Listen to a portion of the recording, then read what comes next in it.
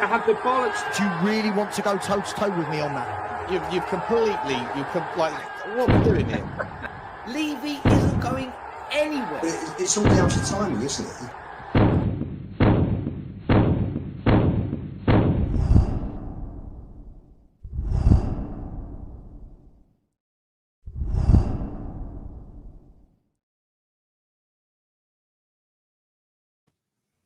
Yes, guys, how you doing? Welcome back to Spurs Five. They say that half of life is luck, the other half is timing. I don't know what section of those two categories we put the Conor Gallagher story down to, but we have got, yes, guys, we have the here we go. Here we go. It is, although to be honest, we have had a couple of here we goes in the last year that didn't turn out to be here we go. So there's always time to screw it up. Here we go.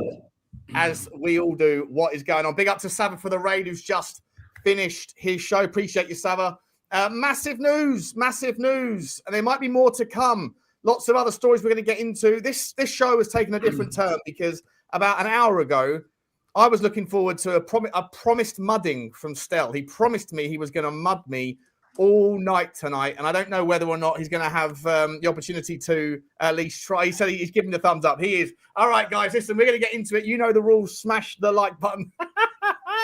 Smash the subscribe button if you haven't already. Big up to everyone here, and notification bell buttons, as always, should be squeezed. Comments should be dropped thick and fast. Keep them fresh. Keep them friendly. Mods, do your jobs. Of course, we are sponsored by the wonderful people over at OK Jersey. I've got the wrong background up. I do apologize. I knew it was looking a bit weird. There's the right background. That's what we're looking for. You can get the best clobber you're looking for in all your football endeavors or sports athleisure wear. Search for OK Jersey online and you can get 8% off already. Amazing prices and amazing quality. From OK Jersey by sticking in code 5, you get an extra 8% off checkout. Now, I shouldn't be saying this, guys, but if there was, I'm going to see if I can say this in a little bit of a code. See if you lot pick this up, right?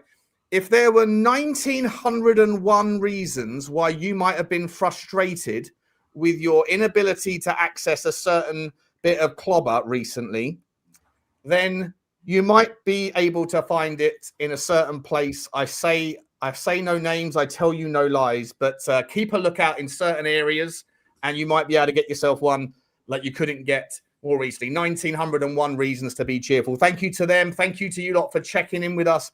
Guys, last thing is we are, of course, available on all of your favorite podcast platforms, Spotify. You can watch us back, and on Apple Pods and Amazon and all that jazz, you can listen to us back as well. So if that's your jam, then please follow us over there. Links in the description, or just search for the Spurs 5 and give us a follow and a rating. Massive day, so much to get through because things can turn very, very quickly in the mood and the zeitgeist. Lubo, how are you, mate? Good to see you.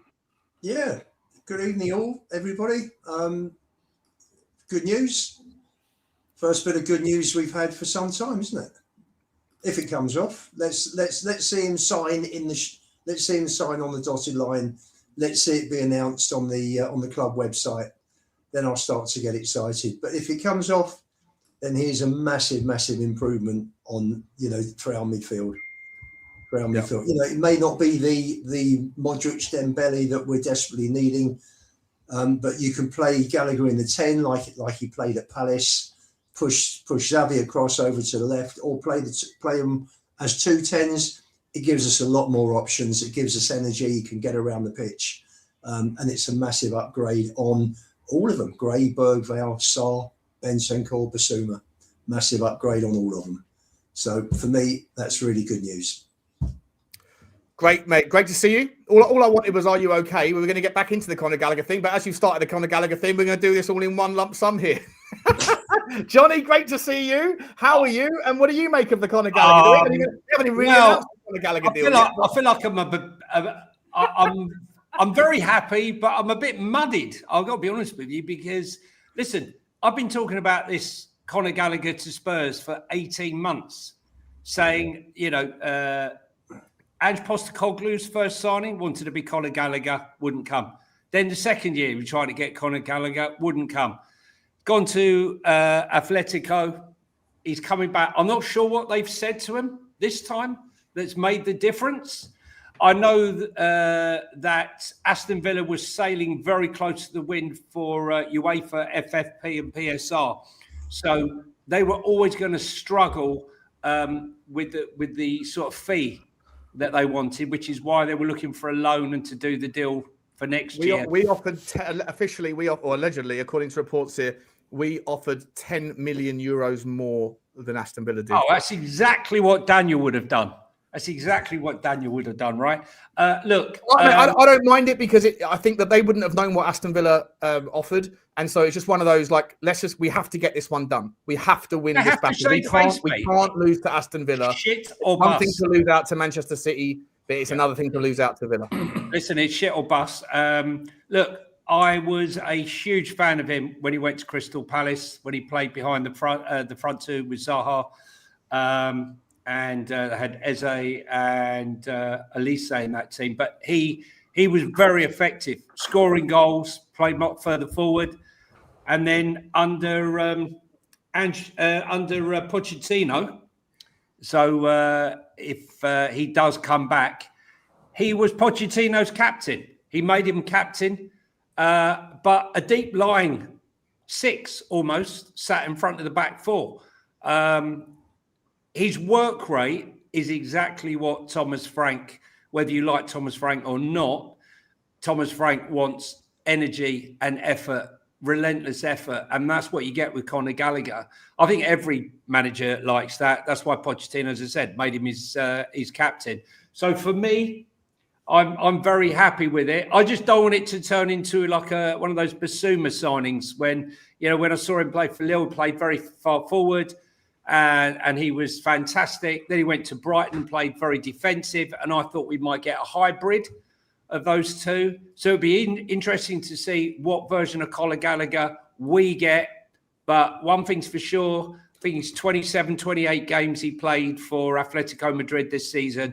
I think it's 3 or 4 goals, something like that. But yeah, he's exactly what we need, mate. He wants to win. And second of all, he wants to go to the World Cup. I think that's a tall ask, personally. But I, for one, think that he'll at least be motivated to put in the best version of himself for the next 6 months. I think he'll be. I think he's motivated to do it full stop. Sure. I'm absolutely gobsmacked he's coming. I'll be brutally honest. I think it's a fantastic signing. I just never thought it was ever going to happen because of the Chelsea business. And he stated it himself. But exactly, 51 out of 52 for Pochettino. So Johnny, quickly, is this Pochettino's first signing for Tottenham? No, I'm just about to say that, Sean. Is this Pochettino's? Are they already recruiting for Pochettino? Right? Why not? Why not? He would be happy with him. He played every game, mate. He played. All right, let me ask you that. I completely agree. Look, my take on it, I'll come to in a second. Still, I want to ask you, give your take on the player, but I want you to include in this because I know you like to go down the path that the inquisition of whether or not certain players were club signings or manager signings. This guy has been on Tottenham's radar for years. We've wanted him for a long, long time and couldn't get him. Is this a signing that, when the opportunity, is it an opportunistic signing because it popped up and they heard about Villa's interest and thought, shit, we can go on this one? Is it something that's been in the works? And is this a signing that should rise above whichever manager? Any manager that would come into Tottenham would be able to utilise him, or a Benson signing, a level upper of what we had previously. First of all, evening everyone. Evening to the chat, everyone that watches later on, everyone who listens on the podcast. And by the way, thank you to all the podcast listeners. Our numbers each week are growing, and last week we got our first 400 plus people listening to a pod. So thank you very much for that, everyone. Conor Gallagher. I'm on the fence with Conor Gallagher because although I think it's a type of player we need, because I think he's box to box personally. I think he's a box to box type player, and he was good under Poch, although not technically a gifted player. He is a workhorse and he is effective. So there's a lot of good attributes he brings that a lot of our midfielders lack. So he's an improvement on a considerable number of our midfielders. Having said that, our biggest problem is scoring goals. We need goals in this team. We were all over Villa for about 30 minutes in that second half. We only scored 1 goal. And I just feel we're lacking a proper finisher, a proper goal-scoring right winger, left winger, number 10s that can score as well as create. And Conor Gallagher isn't that player. So as much as he improves what we've got, he's not the current main issue we've got at Spurs. So I'm on the fence with it.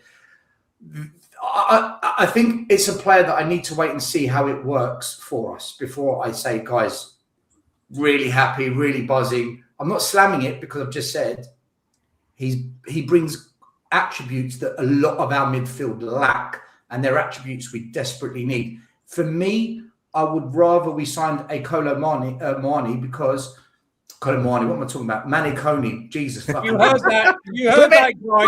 Clip it. I'd rather we sign a Maniconi because he's technically a baller. Like when we had Dembele in that role, he was a baller. So I prefer. This is a personal thing, guys. I prefer technicians that can be effective. But is he an upgrade on what we've got? Yeah, he is. He's an upgrade on a lot of the midfielders we've got. So in that sense, you've got to be happy with the signing, although I don't think that's what we urgently need right now. If we sign a goal scorer or two, then it makes sense. But so far, we've signed a defender and a box-to-box hard worker. Where's the creativity? Where's the goals? That's what I think is our biggest issue. So let's see what happens the next 2 weeks. Because if we get those players, it makes the Conor Gallagher signing a lot better, if that makes sense. Okay. So when you said I want to wait to see how it lands, you're not saying I want to wait to see whether or not he's a success at Spurs before I get on board it, or a failure before I say it was a shit show. You're just saying let's just see. Well, that's what it initially sounded like. The thing is. No. I get you're clutching at straws. You want to try and dig me out somehow, but it's not going to work, is it? What I'm saying is this. Don't forget, Johnny's the same one that sat here praising Colomani pre-season, gave us every reason why he's great. Yeah, still hasn't scored a goal. I did. I don't have a problem with it. I own my shit. You don't have a problem. I own my shit. I just own it. There's no choice, Johnny. you have to own it. I don't. Yeah, but I don't hide my. I don't flip flop. I'm like not trying to trigger you. Postecoglou, the worst manager ever. Look how triggered you got. And then you're licking his ass your usual. the final comes, mate. One at a time, guys. I can see it's going to be spicy tonight. One at a time. No. Have you finished interrupting? Yeah. You done? Yeah. Okay. No, you mentioned my name, so I answered back. Carry on. Let me ask you. Okay, so Stell, just quickly. Well, I was trying to answer, Sean, but okay, this interruption. Every week he interrupts me because he just can't handle a different opinion. I get that. Go. What I was saying about Conor Gallagher is this. If we don't bring in creativity and goal scorers, the results will not change. They're not going to change, even with Conor Gallagher. So come into season, fans will look at the Conor Gallagher signing and say, well, that was fucking shit, because the results haven't changed. That's what I'm trying to say. Whereas if we have Conor Gallagher and those more creative goal-scoring players, the performances, the results get better, and people will say, oh, I'm glad we signed Conor Gallagher. Look at the results. Because the reality is this, guys. Any signings we make will be judged on the results of the team. That's what's going to happen. So unless the results change, the signings mean nothing. That's what I'm trying to say about Conor Gallagher. I think he's an upgrade on a lot of midfielders we've got. But if we don't bring in the goal scorers and the creativity, I'm going to be sitting here in May saying, guys, remember that show when I tried to explain this to you and Johnny interrupted me and couldn't handle it and you, Sean, were trying to dig me up? I'm going to bring it up because that's what's going to happen, guys. So I hope. I wasn't digging you out. I was just asking you what it was that you said, because in the first you laughed as you did it, right? You tried to twist it. No, I didn't. Because I just literally confirmed what you said, because in the first part of your answer, it sounded like you were saying, I'm going to wait to see how he plays before I decide whether I'm happy or not. I'm 50. And then at the end of the answer, you said something that sounded like, I'm going to wait to see how the rest of the window pans out to see whether I'm happy with the signing. I wasn't digging you out. I was just trying to clarify whether you being happy with Conor Gallagher was dependent on the rest of the window or whether or not he actually becomes a good player? It depends on the rest of the window. That's why for me, I'm 50-50 on the signing, because I don't want us to buy a left back, a centre midfielder who isn't a creative spark. I don't look at Conor Gallagher and think, oh, what a really creative talent. I think you're a hard-working box-to-box player. We are desperate for creativity and goals. It's our biggest issue right now. Yeah. If you look at Spurs' results, no one batters us. We always lose by 1 goal normally, 1 or 2 max. So defensively, we're okay. It's up top. We can't put the ball in the back of the net. That's where we're desperately lacking. Do you not think him and Paulinho still sat side by side will make our midfield somewhat harder to break down? Therefore, we'll be, we're a bit like Bonnie Blue. We need goals, Johnny. We don't score enough goals. That's I know that. Yeah, but Conor Gallagher's never going to present that. So, like, we need, like, we're talking about Conor Gallagher and his availability, his value. And to me, I think that what he does is the value I think he brings for me in terms of what we have in the squad and what we don't have is not so much what he can do with the ball at his feet. It's what he brings into the football club in terms of mentality, in terms of availability. He doesn't get injured.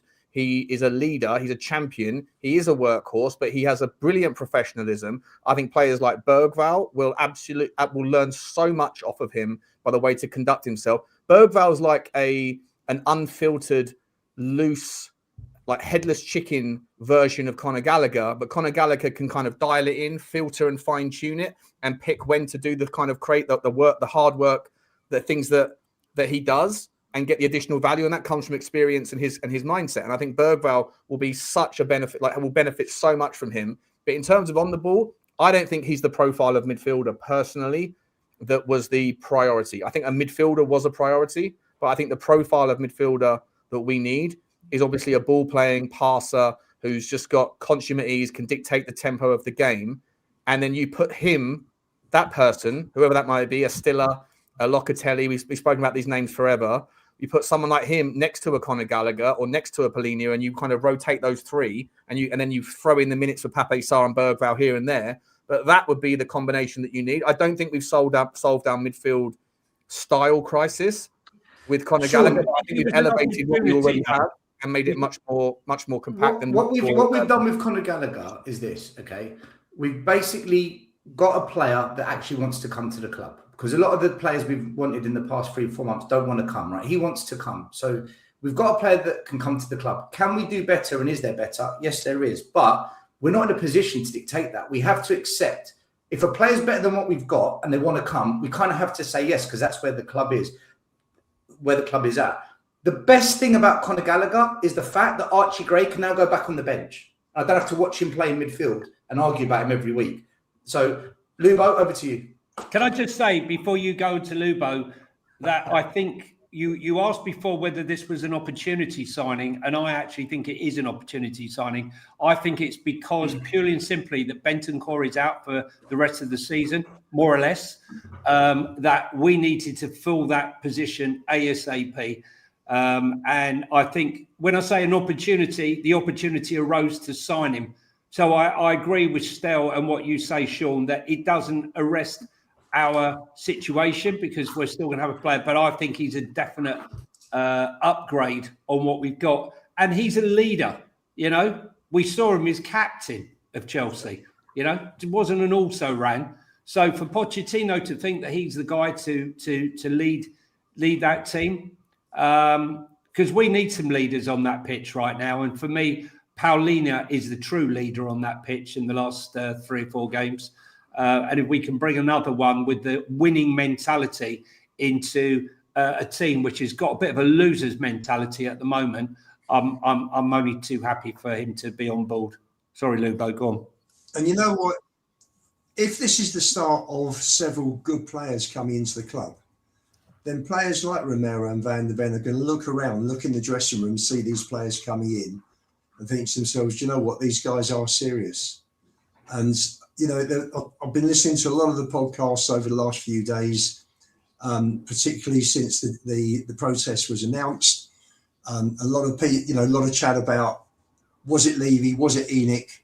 And for ENIC to not be ambitious, to not come and buy the players they need and spend the money they need and pay the wages they need.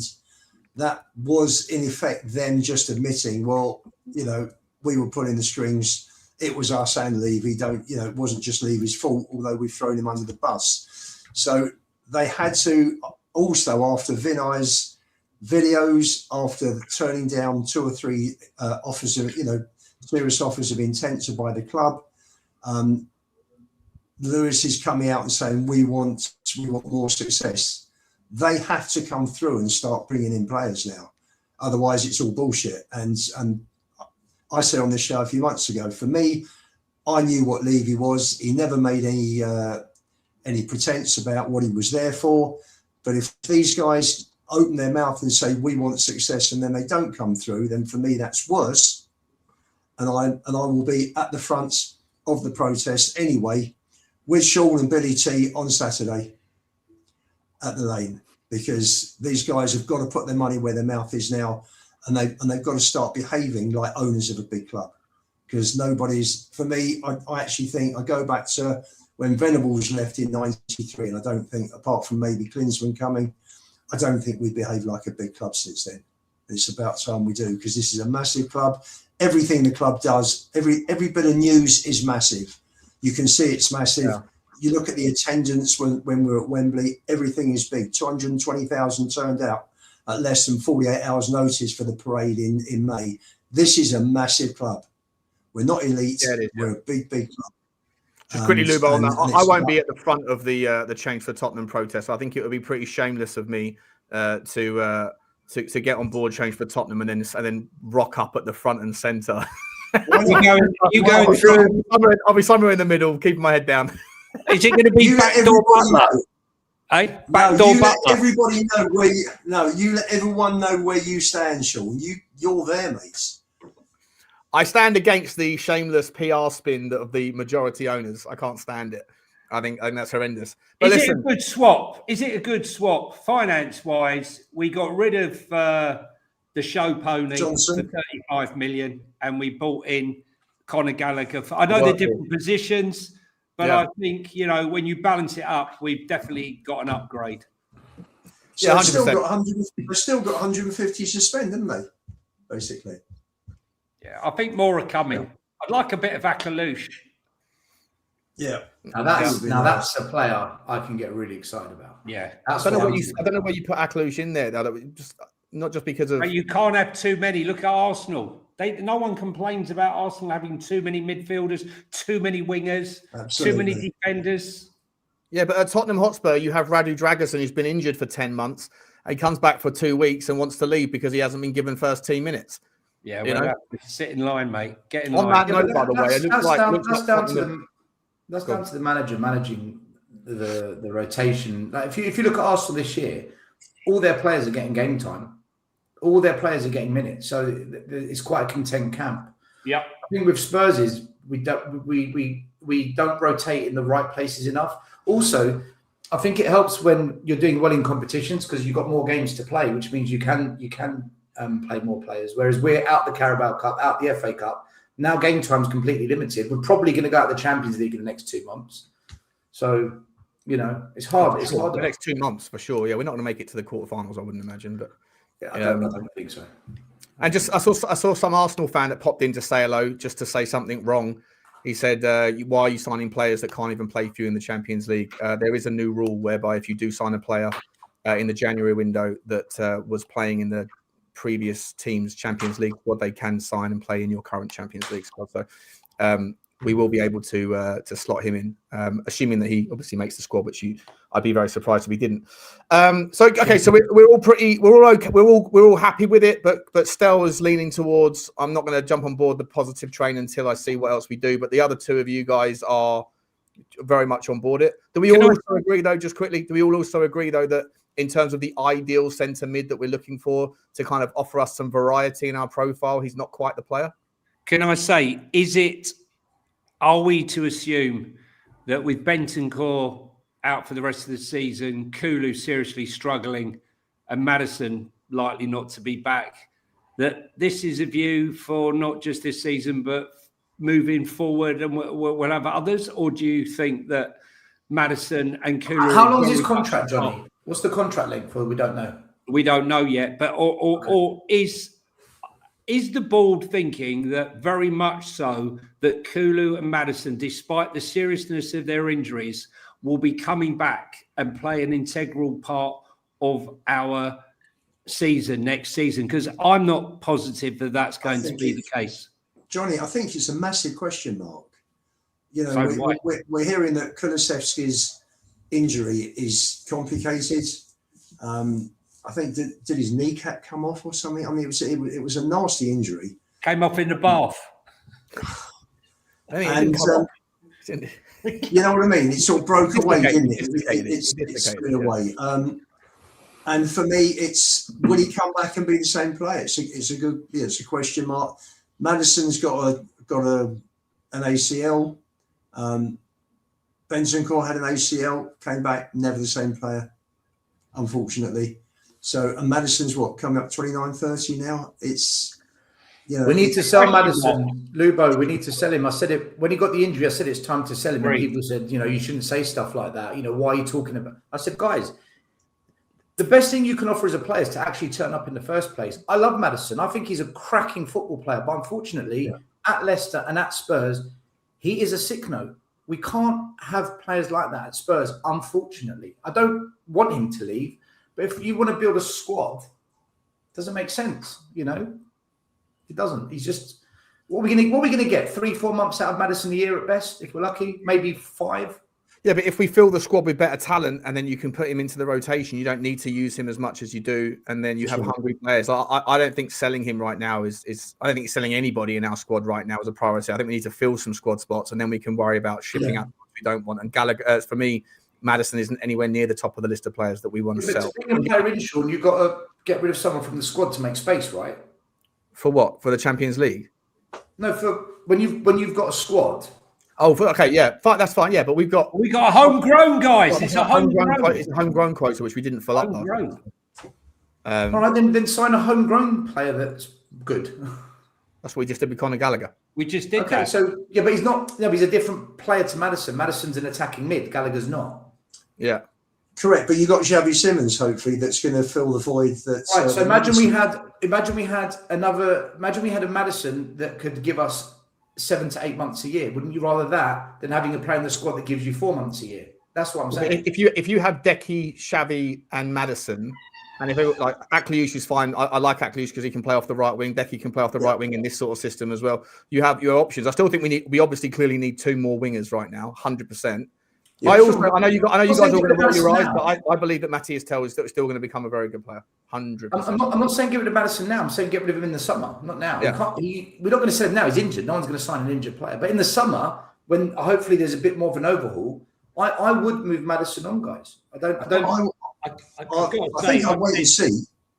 There's no need to have this conversation about him in January. No. I've got to say, I said to Sean a couple of days ago with the injury to Bentancur and to Bergvall and everything else that's going on, that the rogue Yves Bissouma, is there any way he can't? I mean, he has to be brought back into the squad because right now we're going to need him.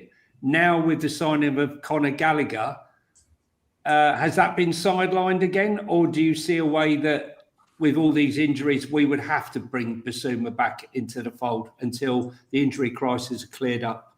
And can he be? I'd be surprised if we sell him now. He's obviously leaving the club on a free transfer at the end of the season. We've got an extra year we can put on him. Oh, I don't think we'll take the. Well, we might take it just to sell it or whatever. Yeah. I don't know how that works. But in terms of like, does the club want him around? No. But do they need him around right now? 100%. Yeah, 100%. There's so many injuries. Unless we go and sign another midfielder. If we go and sign another midfielder right now in the next 2 weeks, someone who can kick a ball and really can thread the passes and can progress and can through ball, all that stuff, then maybe you can let him go to Turkey or wherever else he wants to go. But for the time being, I think we needs must. I also think, like I've said this before to you, Johnny, I think that the club have been incredibly inconsistent with their application of disciplinary issues.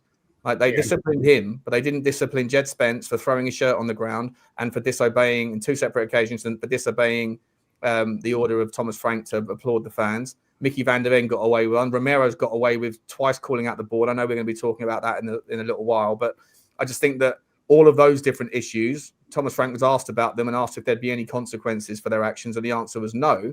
And yet Bissouma essentially has been sandbagged, right? He's been completely separated from the squad. I know he's been injured. I just think there's a little bit of a two-tier system. He's been pretty bad though, Sean. I mean, we're talking about balloons, turning up consistently late, being warned, still turning up consistently late. So are we saying that needs must, and despite the signing of Conor Gallagher, that he would have to be brought back into the squad to pad it out in the middle of the park? I think he has to be. At the moment, yeah. Like or not. Yeah. I'd rather Bissouma be playing than Archie Gray. Or does Papa Sarr do that? Or Pape Sarr as well. I like Pape Sarr. I think Pape Sarr is another one of these players that I feel should be a little bit, feel like he's a little bit hard done by. He was the catalyst for a lot of our activity, a lot of our early. The start of the season was far better than the recent games generally, or at least the middle, like the end of the year games. And I thought Pape Sarr didn't do anything wrong in the opening 4 or 5 games. I thought he was very, very useful in that, playing in that more advanced of the 3 midfielders, and then suddenly he just gets dropped and doesn't get a look in again. Well, Sean, he got dropped when Xavi came in, didn't he? He played. He got deprioritized, mate, because he can play as a 10, or he can play as the more advanced 8, or he can play in the box to box, or he can play in the middle of a 2. He just got completely deprioritized. I don't think they know his best position. I don't think they know Bergwall's best position. They definitely don't know Archie Gray's best position. We've got 3 or 4 profiles of midfielders in there that can do a little bit of everything, but nothing particularly well.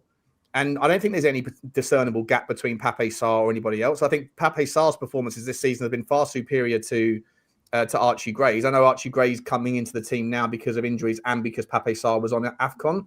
But even before then, Pape Sarr just seemed to be dropped from the first team plans by Thomas Frank, and I couldn't really figure out what he did to deserve it. I thought he was unlucky. He was unlucky to be dropped. Xavi came in and Sarr got dropped. The games that Sarr has played since have been nowhere near the same level that he started the season with. So unfortunately, that hasn't helped. I don't know what Sarr is, to be honest. In a different position, though, right? He's one of these. He's never really. Sean, he's never. He's never really. His career's never taken off at Spurs, has it? Is he a slow burn or is he just going to fizzle out? Because he's never. He's not technically good enough, Lou. He's a young Musa Sissoko. He's not technically good enough. Hardly any. The only midfielder we've got that's actually got technical ability on his day is Bissouma. Real levels of technical ability, but he's just all over the shop. Upstairs. I actually think I got to be honest. Bentancur's got it as well, to be fair, but I actually think Sarr's actually a very good player. I actually think that with the likes of Paulinho, Johnny, what top 6 club would sign him?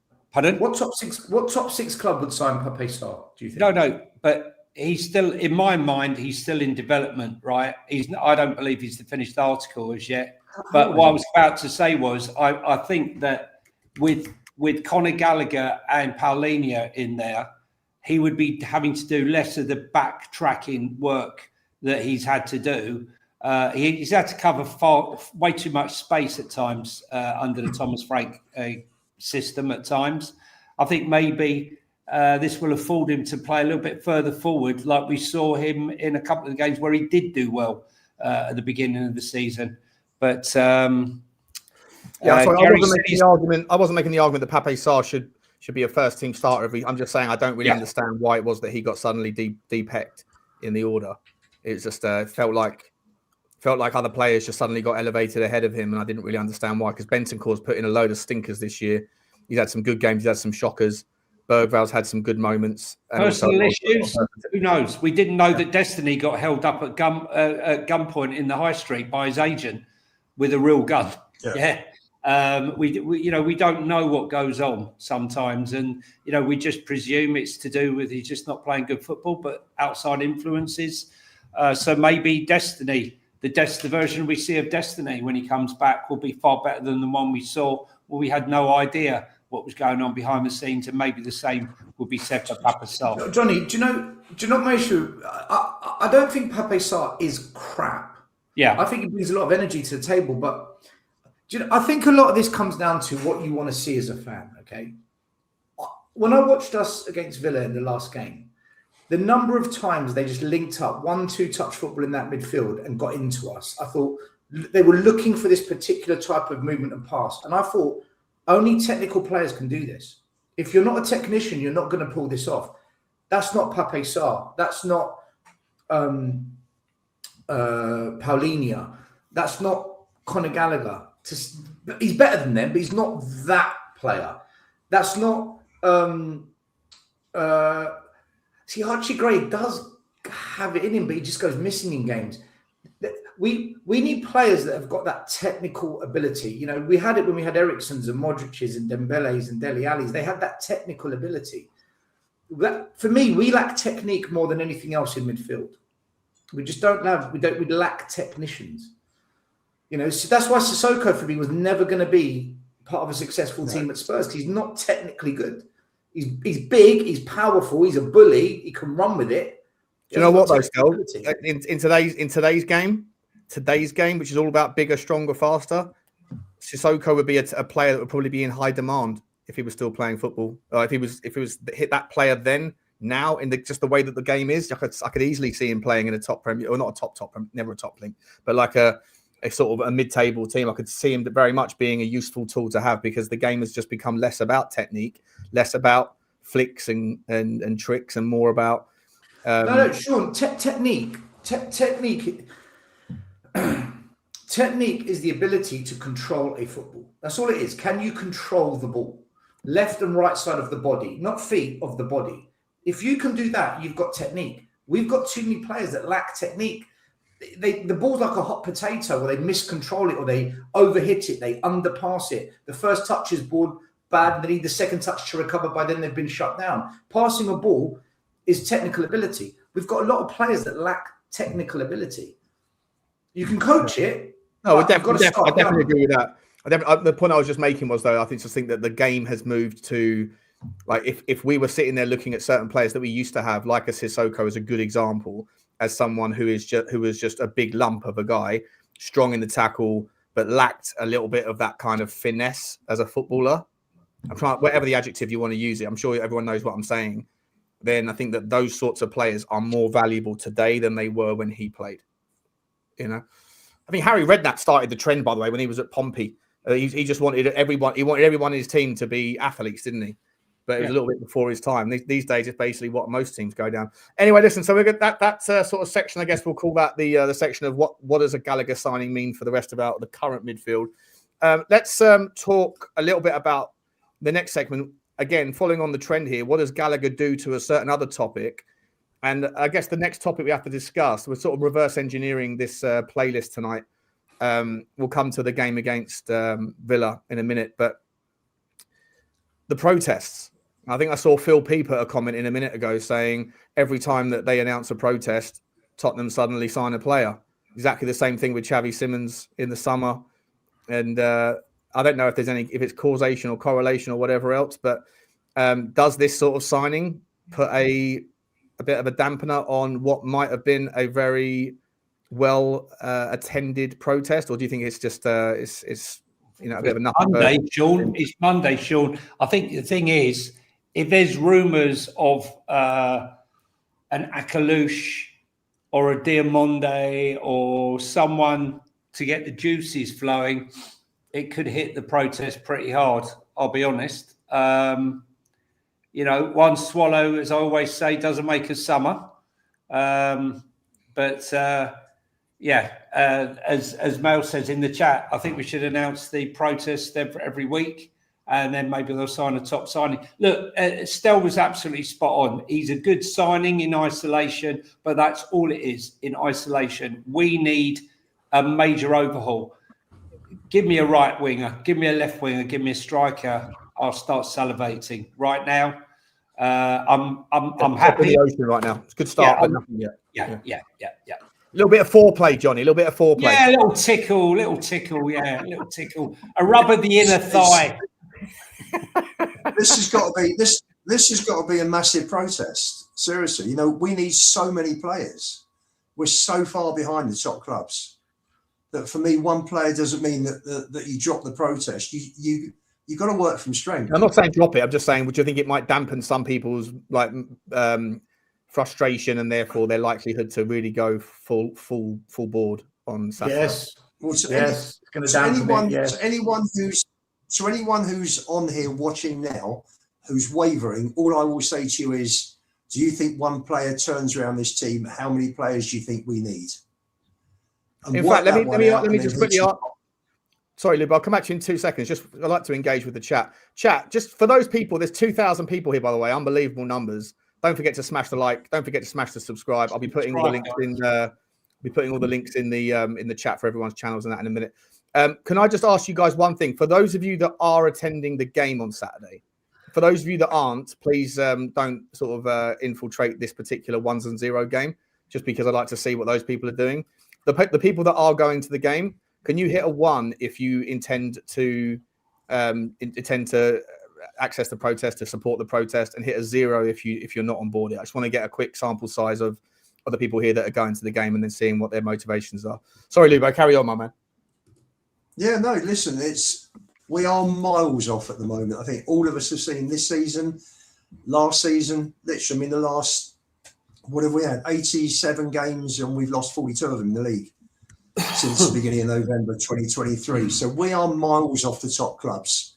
And one very good player coming in should not stop people feeling the same way. This has been going on for years and years and years. And whether you think it's Levy like I do or Enoch like Sean does, whichever it is, all we want is for the best for our football club, right? And whoever it is, the club has been starved of proper recruitment for many, many years. So this protest is again long overdue. We've got to get numbers down there. You know, the powers that be have got to see that the fans are really pissed off, and they are. You know, whoever I talk to, everybody's fed up with it. Everyone's fed up with the type of players that we've got. Nowhere near the standard of Poch's team. That team that left the lane in 2017, that was the best team in the Premier League, consistency-wise, for 2 years. And we've got to get back to that. That was a massive opportunity that we missed.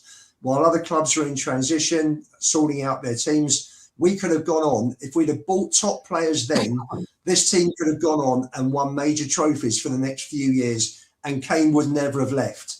And because it was neglected then, the team fell away, and this is what we've got now.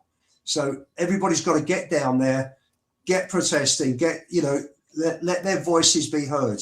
One player, as Johnny said, one swan doesn't make a summer. We've got to get down there and make our voices heard, because it's not good enough. And you know, there's no guarantee we're going to get any more than Gallagher. Please God, he signs. You know, we got Gallagher and we got Sousa, who may be very good. He may be one for the future. We don't know. But at the end of the day, listen, we are weaker than we were before the transfer window. Johnson's gone. Bentancur's out for 3 months. Kudus is out for 3 months. Bergval's out. We don't know for how long.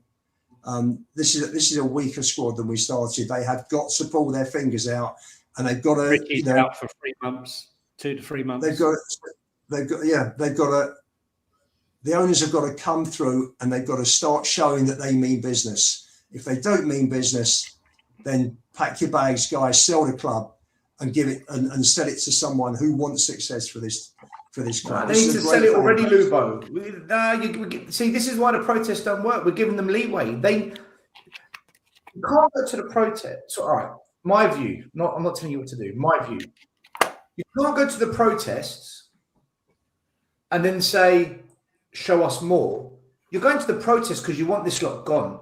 We've been protesting for 6 years. Nothing has changed. Yeah. Nothing has changed at this football club. Nothing. It's getting worse. This year is getting worse than last year. Last year was bad. The year before that was bad. It's getting worse. They need to go. Do you know, Sean? No, I agree. But until they sell, interrupt me if I'm taking on a different tangent, okay? Because I'm not trying to do that. But if I do, just interrupt me. After that Villa game, I was done. I was done with everything. Like that was the nail in the coffin for me. I was done with players. I was done with Frank. I'm done with his coaching team. I'm done with the recruitment. I'm done with ENIC, 2.0 ENIC, and I'm done with the fan base. Everything is broken. Everything is broken. The whole thing. Every single aspect of this club. It's all broken. And that was the nail in the coffin for me on the weekend. I don't want to wait and see for ENIC 2.0 what they do. I don't want to wait and see whether they can prove themselves. I want them gone. I just want them gone. The culture, the environment, the mentality, the identity, the decision-making, all of it needs a complete reset. The whole thing needs a reboot. Fresh blood, fresh ideas, fresh vision, fresh identity, fresh way of behaving, fresh way of playing. I want Tottenham Hotspur 2.0. The only thing I want to keep is the history. Other than our history, everything else can just fuck off now.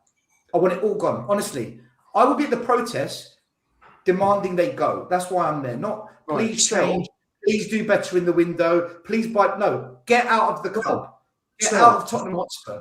That's right. They are not going to sell the club, bring people in, and we're going to have a fantastic transfer window between now and the 31st. So what you're saying? Why are we protesting then? What are we protesting? Hang on 1 second. Right, fine. You keep the pressure on them. What do we want? They're going to be at the club between now and the end of the transfer window. What's today? Today's the 12th, 19 days. It's 3 weeks today it closes, doesn't it? So I want them to go, but let them show some willing beforehand. Let them start bringing in some proper players, because I want what's best for Tottenham Hotspur Football Club. And I want them to bring in 2 or 3 more quality players in this window, so that we start to become competitive and we're not watching this crap that we've been watching for the last few years. Because this team has been regressing year by year for the last 6 years. Apart from that short snapshot with Conte, where he plays some lovely football, with counter-attacking stuff, we scored something like 50 goals in 23 games. And we ended up finished 4th, and we were battering teams. The protests aren't going to force them to change. We haven't seen any football still. We haven't seen football since Pochettino left. And the fans are pissed off with it. They're all fed up with it. What are they? Are they pissed off? I think they are. But people have got to wake up to what's going on, and they've got to vote with their feet on Saturday. They've got to come out and let the club know that they're fed up with it. Because if people moan on social media or just moan to their mates and don't actually come out, here we go, Conte. They did vote for their feet. This club, 25 years at this club, nothing changed. These owners the same at this club, guys. It's incredible. There you have it. Listen, they voted with their feet on Saturday. Half the stadium was empty. You saw, Lubo, you were sat with me. Yeah. I've never ever seen those seats empty, ever. There was rows of them, empty seats. Rows. Sorry, where did Michael McIntyre just go? Sorry. I don't know. I just popped into a different personality. So, we've got gone, man. Fans have got to get down there on Saturday. This is so important, because this club is dying bit by bit. And the great history from the last century is. Sorry, the great years are becoming further and further away, and there's no reason. This club is set up to be a big club, to go out and match the other clubs. The money's there. There's no, people can't turn around and say, the other clubs are far bigger financially, because they're not. This club has made more profit than any other Premier League club since the Premier League started. They just have never pushed themselves. They've never stretched themselves. All the other clubs do. Maybe Villa pushed it too far. They, 96% of wages. But what's interesting about that? 40%. I mean, it's ridiculous. There's no happy medium without that. That's how we got the deal over the line, by the way. Yeah, because I put a transfer video out as soon as it broke, and one of the first comments, because I said in it, I said I'm interested to know why it was or how it was that we ended up getting ahead of Villa, because on paper you would probably imagine that Villa's a bigger draw right now, as sad as it is. So what was it? Was it determination from Tottenham? Was it his looking for an access into a team that's where he's going to get a chance at the World Cup? Was it Villa's PSR thing? Did we just pay more? Like, who knows, right? Was it the wages? And someone in the comment section was a Villa fan and said the only reason that you got him above us was because of these PSR rules that have financially crippled us. It's the UEFA one, Sean. It's not to do with the Premier League. They are walking a tightrope along with Chelsea on the UEFA compliance, and they're very likely they could miss it again. and have a massive fine. The fine system is a complete joke. You break the rules, you have a small fine, and then enter a competition that makes the fine nothing. Chelsea got a fine. They've earned more money than the fine. So, there is no punishment ultimately. But that's the reason I believe, like you. Lubo, let me ask, not Lubo, sorry, Johnny, let me ask you this just quickly, still, one sec. I want to bring Johnny in about the protests as well. I'll let you crack on again in just a second. Johnny, you're supportive of the protest this time, aren't you? Yeah, I think there's a lot of talk about what needs to be done and what they're going to do. We've seen internal restructuring with the board, top to bottom, whether it be promotions, commercial, deal makers, to get sponsorship and stuff. I mean, it's actually not very well timed that we are losing AIA as front shirt sponsor when we're trying to attract a big sponsor and a big deal for the next 5 years, and we're in the mud. Yeah. How does that help with your negotiation when you're in this situation? Surely, you're in a position to negotiate a top deal when you're challenging for the top 4 or you're a regular in the Champions League. This is not a good time to be renegotiating a deal. But Johnny, you could negotiate a situation based on where Spurs are, whether they're in the Champions League. No, but come on. Yeah, I know. Lubo, look, come on. It's easier to sell and easier to negotiate an extremely good price if you're a regular top 4, top 5. Our top 6 position, in my opinion, has been taken away from us, and Aston Villa have taken our top 6 position. We might be a big club, but right now we're not a top 6 team, in my opinion. So the demonstration, I think they need to understand how the fans feel. Another big signing by the end of the week might diminish a lot of that.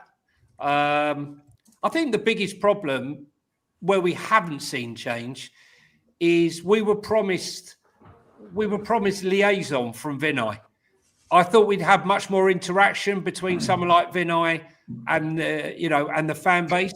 And you know what I'd like to see? Rather than Thomas Frank have to be wheeled out every week and explain the medical situation every week, why doesn't someone, the head of medical, come out in a press conference and say, this is the situation? Pardon? That's what Conte said. Yeah, it doesn't happen. It doesn't happen in the Premier League, but it should happen in the Premier League. Yeah, we should be the groundbreakers on that movement. I agree. And I believe that Vinay or Johan Lang, if he actually has a speaking part in the movie, to me, it's a silent movie. But if he had a speaking part in this movie, Tottenham Hotspur, the movie, he's just an extra at the moment. But if he had a talking part in the movie, he should be coming out like once in a month to say, look, this is where we're at. This is what we're doing. I don't expect him to say we're after X, Y, and Z, but it would be nice to hear of the ambition from Vinay and him, not twice a year. Yeah. Vinay was making a video every 3 weeks at one stage. Where's he been the last few months? Yeah, well, listen, we're going to come to that in just in a minute because we want to talk. I know Stel wanted to. My cousin Vinny. I think he was having a crack at me, and he wanted to double down on it tonight with regards to my Romero take. So I think Romero did make some valid points about the fact that the owners only come out and speak when times are good. So we'll talk about that. But before we get to there, Stel, I know I interrupted you. You wanted to get back to your point about the protests. Crack on, my man. Listen, I'll be there, but I'm not expecting a big protest. I think this signing now puts a number of people off, unfortunately. I said, I was on another channel the other day and I said, give this fan base some crumbs and they think they've been given a 3-course meal at a Gordon Ramsay restaurant. And then 6 months later, they realize, oh, these are actually crumbs. We should have done something about it when we were given the crumbs. It's too late. And I think what we're seeing now are more crumbs. And fans are going to make it feel like it's it's lobster and fillet steak at a Michelin star restaurant, and our fans unfortunately are like that. They just give me a little something, and that's all they need. Just, how can I put it? It's like short-term dopamine hits. Keep giving them that dopamine hit, until the next one and the next one. We should never have stopped protesting. The protest should never have stopped. Levy was phase one. There was another couple of phases to go. We stopped them because if you carried on protesting, nobody would have turned up. Not a single soul would have turned up because you would have been seen as anti-Tottenham. You hate the club. You're negative. You're toxic. You're pessimistic. Look where we've gone since then. It's a disaster, and now everyone's right. We need to protest again. We should never have stopped them, but you know what? I feel like they had to stop, Sean, because no one would have gone to them, and that's the sad reality. I would have gone. Graham would have gone. Lubo, maybe Johnny, a few other, all the original protesters, they would have gone. What the fuck is 15 of us going to do? Nothing. We'd be laughed at. We would be the laughing stock of the club. Do you know what's interesting? Just super quickly, Johnny, whoever it was telling me just an update. So there's 400 votes in that poll I put out, right? Thoughts on the protest, it should say. I gave 4 options: going to the game and will protest, going to the game but won't protest, not going to the game but would, not going to the game but wouldn't. Obviously, the vast majority of people here aren't going to the game. So about 75% of the people that have voted are not going to the game. But 57% of the people that voted are saying that they're not going to the game, but they would protest if they were. And 17% are saying that they're not going to the game, but wouldn't protest if they were at the game. Of the people that are going, it's basically neck and neck. 14% versus 12% of are going to the game, but would versus wouldn't. So it almost looks like there's a higher degree of people that maybe don't live in London or don't go to the game for whatever reason that feel strongly than actually are at the stadium. And I think that kind of correlates a little bit with certainly how I used to find it when I used to go and do my one take Tottenhams, when I would walk through the stadium or walk around the streets without, like, I deliberately did it one take. I just walk up to 20 people or 10 people and ask them their thoughts on Levy, their thoughts on whatever. And I wouldn't clip it because I didn't want people to think I was cherry picking the answers. And in those takes, you get people telling me to piss off or whatever else. But the vast majority of people at the stadium didn't feel the same way as the people do that on YouTube or on Twitter. Like the social thing, or at least people that aren't going to the games, has a heavier disapproval rating of the ownership than people that go to the stadium. And I don't know if it's because people who go to the stadium appreciate the stadium because they get to sit in a nice stadium, and that is a big deal to them. I don't know what the logic, the rationale for it is, but I definitely think it's real. Sure, 100%, Sean. The overseas fans have got a bigger appetite to take action than the UK fans. Of the UK fans, all the ones that live up north, Wales, Scotland, South Coast, they're not just going to travel in just to protest. Although you get a handful that do that. You meet them at the protest. One he flies from Scandinavia. I know a guy, big up Brian Maguire. He gets on the train down from Scotland. Young William, 18, big up to you as well. He gets the train down from Hertfordshire. He's only like 19 years old, comes down, protests, and gets the train back. Can't afford a match day ticket.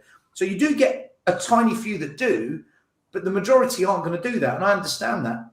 The match day fans are the ones. Why do the match day fans, is it because they enjoy the stadium? Is it because they appreciate the stadium? It's because they would rather moan and they would rather complain and they would rather boo. Great. Yeah, but why? Like, why? Because I agree with you. I agree with you 100% that people that don't go to the stadium feel more strongly about the club's ownership in a negative way than people that go to the stadium. And that's just, it's a weird parallax. Like it doesn't logically make sense why there would be a disproportionately negative overseas fan base. Like, is it because they have to get up at 3:00 in the morning to watch the shit show? Or is it because people that go to the stadium literally appreciate what the owners did with the stadium? It's because they can't be bothered, right? And what I hear, and when I do question, I speak to those fans, and what they say to me is, I haven't got time for all that. I'm like, but you've got time to sit, watch a 3-hour YouTube show, and be in the comments, Enoch out, Levy out, Vinay out. You've got time to do this analysis. Since 2019 at Tottenham Hotspur, the number of progressive attacks and passes. Look what Frank's done to us. Look what Andrew's done to us. Look what Levy's done. You've got time to do all of that. Right. Yeah. You know, they've got. What I'm saying is, The ones that do it have got time to do that, but you ain't got time to join a protest for 30 minutes to the game that you're already going to. I just think that. Yeah, but that doesn't make sense. There must be that's not the real reason. They're saying they haven't got time, but that's not the real reason. Yes, that's what they say. That's what they say. I don't think it's the real reason because I challenge it. I say, but you've got time to do all those other things. I just feel as much as they want change and they're sick of it, they'd rather give that time to go to the pub, have a catch up with their mate Jeff or their mate Bob or their mate Maria or Susie, whoever, have a drink, have a laugh. How you been? Yeah, I'll get the drinks in. Go to the match, watch the game, knowing that they're going to lose. Boo, boo, boo at the end. Then go for another drink after. They'd rather don't give their time to that. But the problem is, stop moaning about the owners, stop moaning about the club, and stop booing everyone then. Because you are facilitating it. Really, the best thing we could do is to all boycott the stadium. But the problem is, we're never going to get the numbers to boycott because we can't even get 2,000 to a protest. Yeah, everyone wants change. Everyone wants 2,000 at a protest. Listen, the last protest I went to, the whole street, it was the biggest protest that I know. It's about 2,000 of us, Johnny. Yeah, I remember going.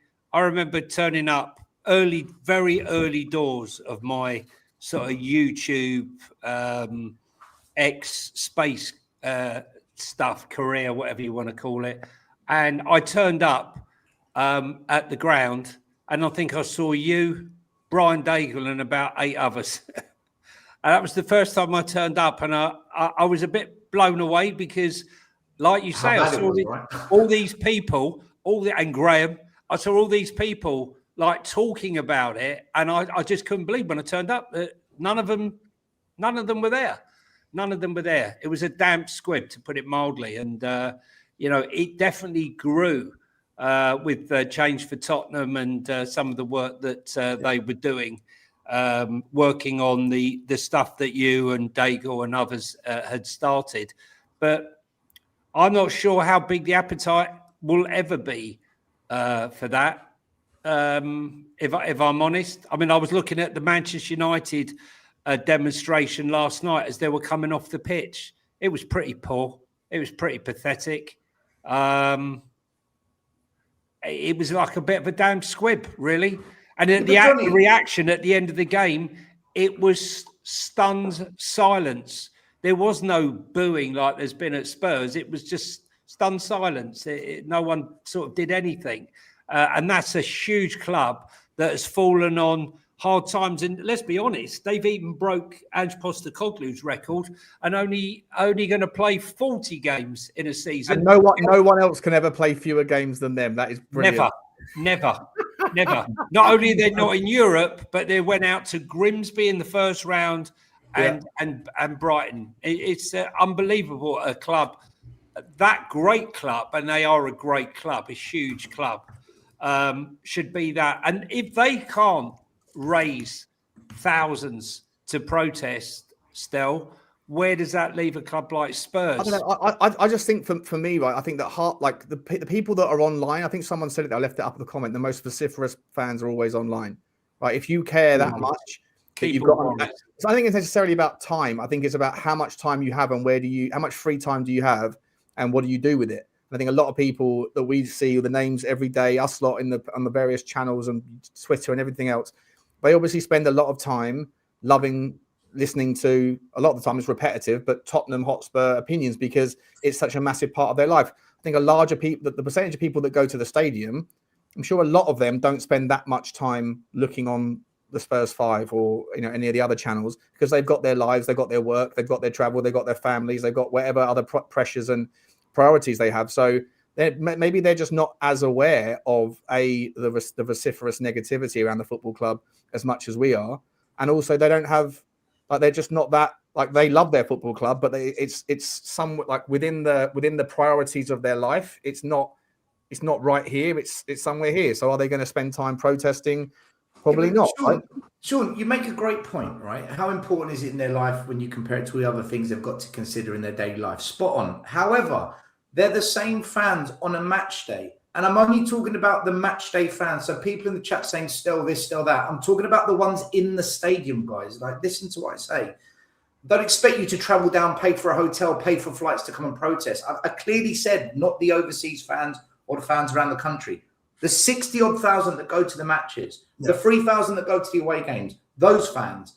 These are the fans that are booing the team. These are the fans that have wanted every manager under the sun to be sacked. These are the same fans who turn against managers, turn against players, the same fans that were chanting, we want Levy out. All these fans, they can see the fights between the players and the fans. They can see us losing every week. They can see that we don't win any home games for about 400 days.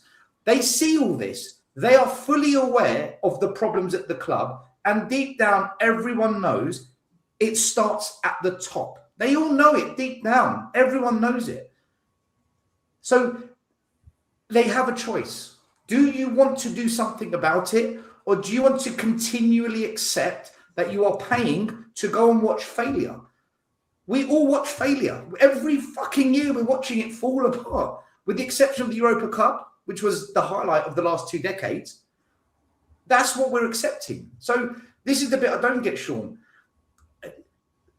If you said to me, look, they've got to focus on the kids, getting them to school, they've got work, they've got bills to pay, they've got, where does Tottenham lie in that? I get it. I totally get it. But they are paying to be there. They are choosing to participate. They're funding their participation. If you've had enough, do something about it. Otherwise, what are you paying for? What are you paying for, Sean? What are they paying for? I'm just saying, but I don't necessarily think everyone thinks about it the same way. I think that some people go to the game and they want a relief from the stresses of their life, and they don't want to surround themselves with perceived negativity. Obviously, they're choosing to do that by going. But they're more stressed in the stadium. They're more stressed in the stadium. Not everyone's booing. Like I see when I sit where I sit. You know, like if I see someone booing, I see about 10 people around going, "Shut up, support the team." So, like, not everybody feels the same way. Not everyone wants to support their team in that. There's more than 2,000 that boo. Oh, for sure, yeah. Right, sure. Where are they? What are they doing? You know, it'll be interesting to see. It will be interesting to see what happens. Let's move on. Yeah, we'll do the super chats now, and then we're going to move. We're going to, like I say, just say before you do those, guys, come on. There's 1,800 of you in here, and we haven't even got 500 likes. That's poor. We've just signed Conor Gallagher. Get your finger out, hit the button, and for the thousands of you that actually watch this show and never hit the subscribe button, come on. Just hit the subscribe button. Doesn't cost you anything. Doesn't hurt you. It just lets you know when we're going live. So hit the subscribe button. We're trying to get to 30,000. Yeah, exactly. Come on, guys. Yeah, please support the show. Let's see who's doing that with their pocket as well. Massive thank you to all of you guys, or to everyone who watches, but massive thank you especially to these guys. Ulrika Carr, Ratatata, Ulrika Carr. She started the super sticker train, and with the super sticker train, as it leaves the station, you get the choo-choo. Big up to you, Ulrika. Thank you so much for always supporting. Get out of the bed, get out of the bath, dry your bits, pour yourself a G&T, lock yourself in. It's Spurs 5 time. Big up to you, Ulrika. Thank you very much. Ho Jack Borsman has said, only way to save the season is go all in on the Champions League. League position means nothing now. Don't care who's in charge. Thomas Frank is a fraud nonetheless. Listen, I think there's some merit to the idea that we're not going to get relegated. I think we've sort of crunched the numbers. There's enough of a buffer there to think that West Ham, Burnley, and Wolves won't be able to catch. But do we really want to go all into the champ? I mean, listen, I think we've got to take the Champions League as seriously as we can, because it is our last competition that we can do anything in, really, isn't it? But we are still not that far away from European spots as well, Johnny. Right? We've got to be Europa League. Should be our minimum target. Okay, unless we go to the Conference League and we win it, and we say we won another trophy. But look.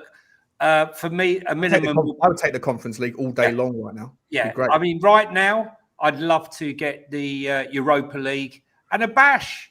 Look, if we could get some players back, who knows? Stranger things have happened, guys. Stranger things have happened. I just want to say I fully agree with that statement you put up. 100%. I back everything he just said. I'm with him on that one.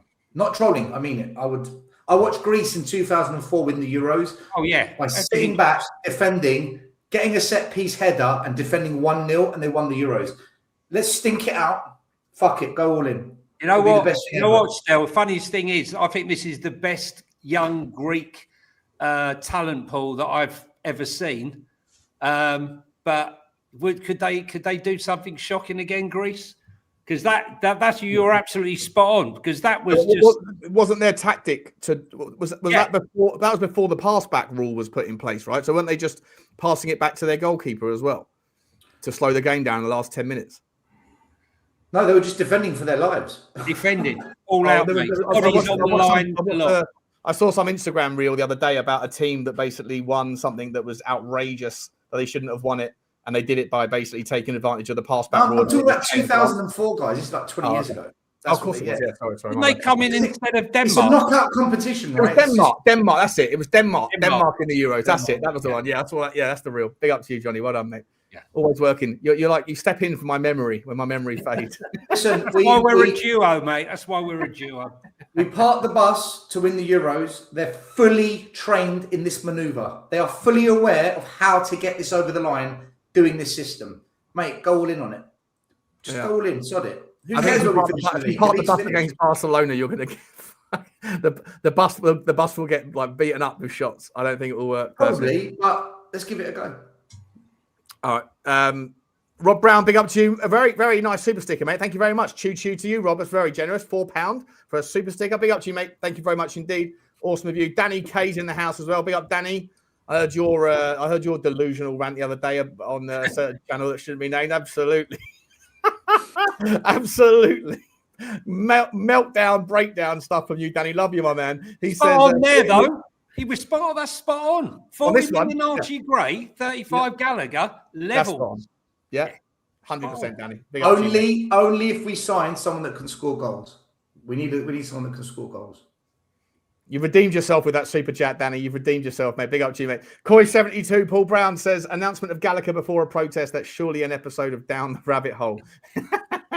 I'm going to be bringing the rabbit hole back once I get my health back, guys.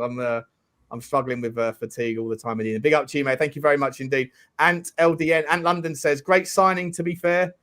However, the huge problem remains. Enoch, if these owners don't sell, Spurs are irreversibly fooked, whether we like it or not. Lubo, you haven't spoken for a while. Let you jump on that one. Yeah, I definitely agree with you. I think we need new owners, fresh eyes, a whole new reset for this club. And let's get people in that, like the other top clubs, owners want success. Listen, we had a great day in Bilbao. We had a great parade. And I could go back and bore people with stories from the 70s and the 80s and the 90s. But I've been fortunate to watch some of the great glory nights, Hoddle eclipsing Cruyff when we were 4 up against Feyenoord. Do you know what? This is a fantastic club, and a lot of the fans today have never seen nights like this. They've hardly seen a great night. It's been so average for so long that people just don't realise how great this club is. And that's why it's important for people to take 10, 15 minutes, 20 minutes out of your time. If you're going to the game on Saturday, be part of it. 2 o'clock, corner pin. It's not hard. You just need to get there an hour before kickoff. Most fans probably do get there an hour before kickoff. Yeah, of course. Let's get down there and especially for the West Ham game, mate. They'll be in the pub. I'll be in the 8 bar beforehand. I'll pop my head out and go, thanks for Tottenham, and then well, back straight in there. All it needs is 15, 20 minutes. Show your face. Get out there. This is a great. Big up to you, Ants. Thank you very much indeed. Spurs Syndrome says, clubs don't fear us like they used to. We are a club with no identity at the moment. But I will say signing Gallagher is one small step in the right direction. Yeah, I think it's been universally well received from most. I've seen a few people in the chat saying he's trash, didn't want him, or questioning why Madrid wanted to let him go. Listen, I'll tell you why Madrid wanted to let him go, because they need some money. They're struggling financially. And also they've got an unbelievable Pablo Barrios, who has worked better with Koke, who's 34 years old, but who has had an unbelievable Indian summer. It's the best season, one of his best seasons ever. He's scoring goals all the time. And Diego Simeone just prefers that relationship. And so, and I think also can't turn down 40 million euros, Can I just add to that? As a big fan of Conor Gallagher, I have stated many times, if you had to choose between Aston Villa and Spurs, where would you choose? Right? So for me, the fact that he's coming here is basically down to the finance because of Villa can't cope with us. But I just think that a lot of those comments that Gallagher was no good to Bob were directed at us before they thought we would ever sign him, and they don't want to now backtrack because they're looking rather stupid because they spent the last 2 days saying we never wanted him anyway. He's not all that. Let Villa have him. Right now, he's actually signed. They're sort of in the mud a bit. It's okay to be wrong, guys. Look, I said Kolo Muani would be a good player, and he's turned out to be toilet. Yeah, it happens. Listen, I'm very, very rarely wrong. Most of the time, I'm just not right yet, and that is the situation with a lot of my takes. Like just wait long enough, and I'll be right at some point. No, Sean, I'm with you. I'm with you on that. With some of the youngsters, I'm with you, mate. I still like him. But come on. I'm only joking. Big up to a user. He says, "Sorry, Stelt, we need a donor or a Donna, not Ramses." I think that was Stel's analogy about the crumb. Big up to you, Crumble and Gordon. Yeah. Big up to you, Super Spurs. Big Blaine in the house. He says, "So in terms of protesting, I make a weekend out of going to the Spurs games. I fly over and want to enjoy the weekend. Same as a good lot of fans. It's not that I don't want to protest. I back it. I make a weekend out of going to the Spurs games. I fly over and want to enjoy the weekend.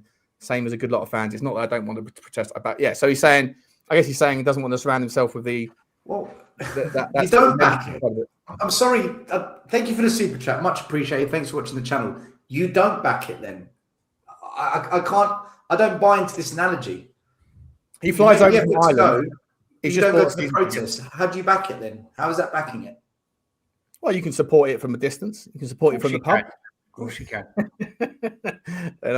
How do you support it from a distance? Can you explain that to me? Well, I've got guys. I'm not against you doing it, but I'm here for a weekend. I've got other things I need to do before the game. I want to enjoy the beers. I want to go for a bite to eat, whatever else.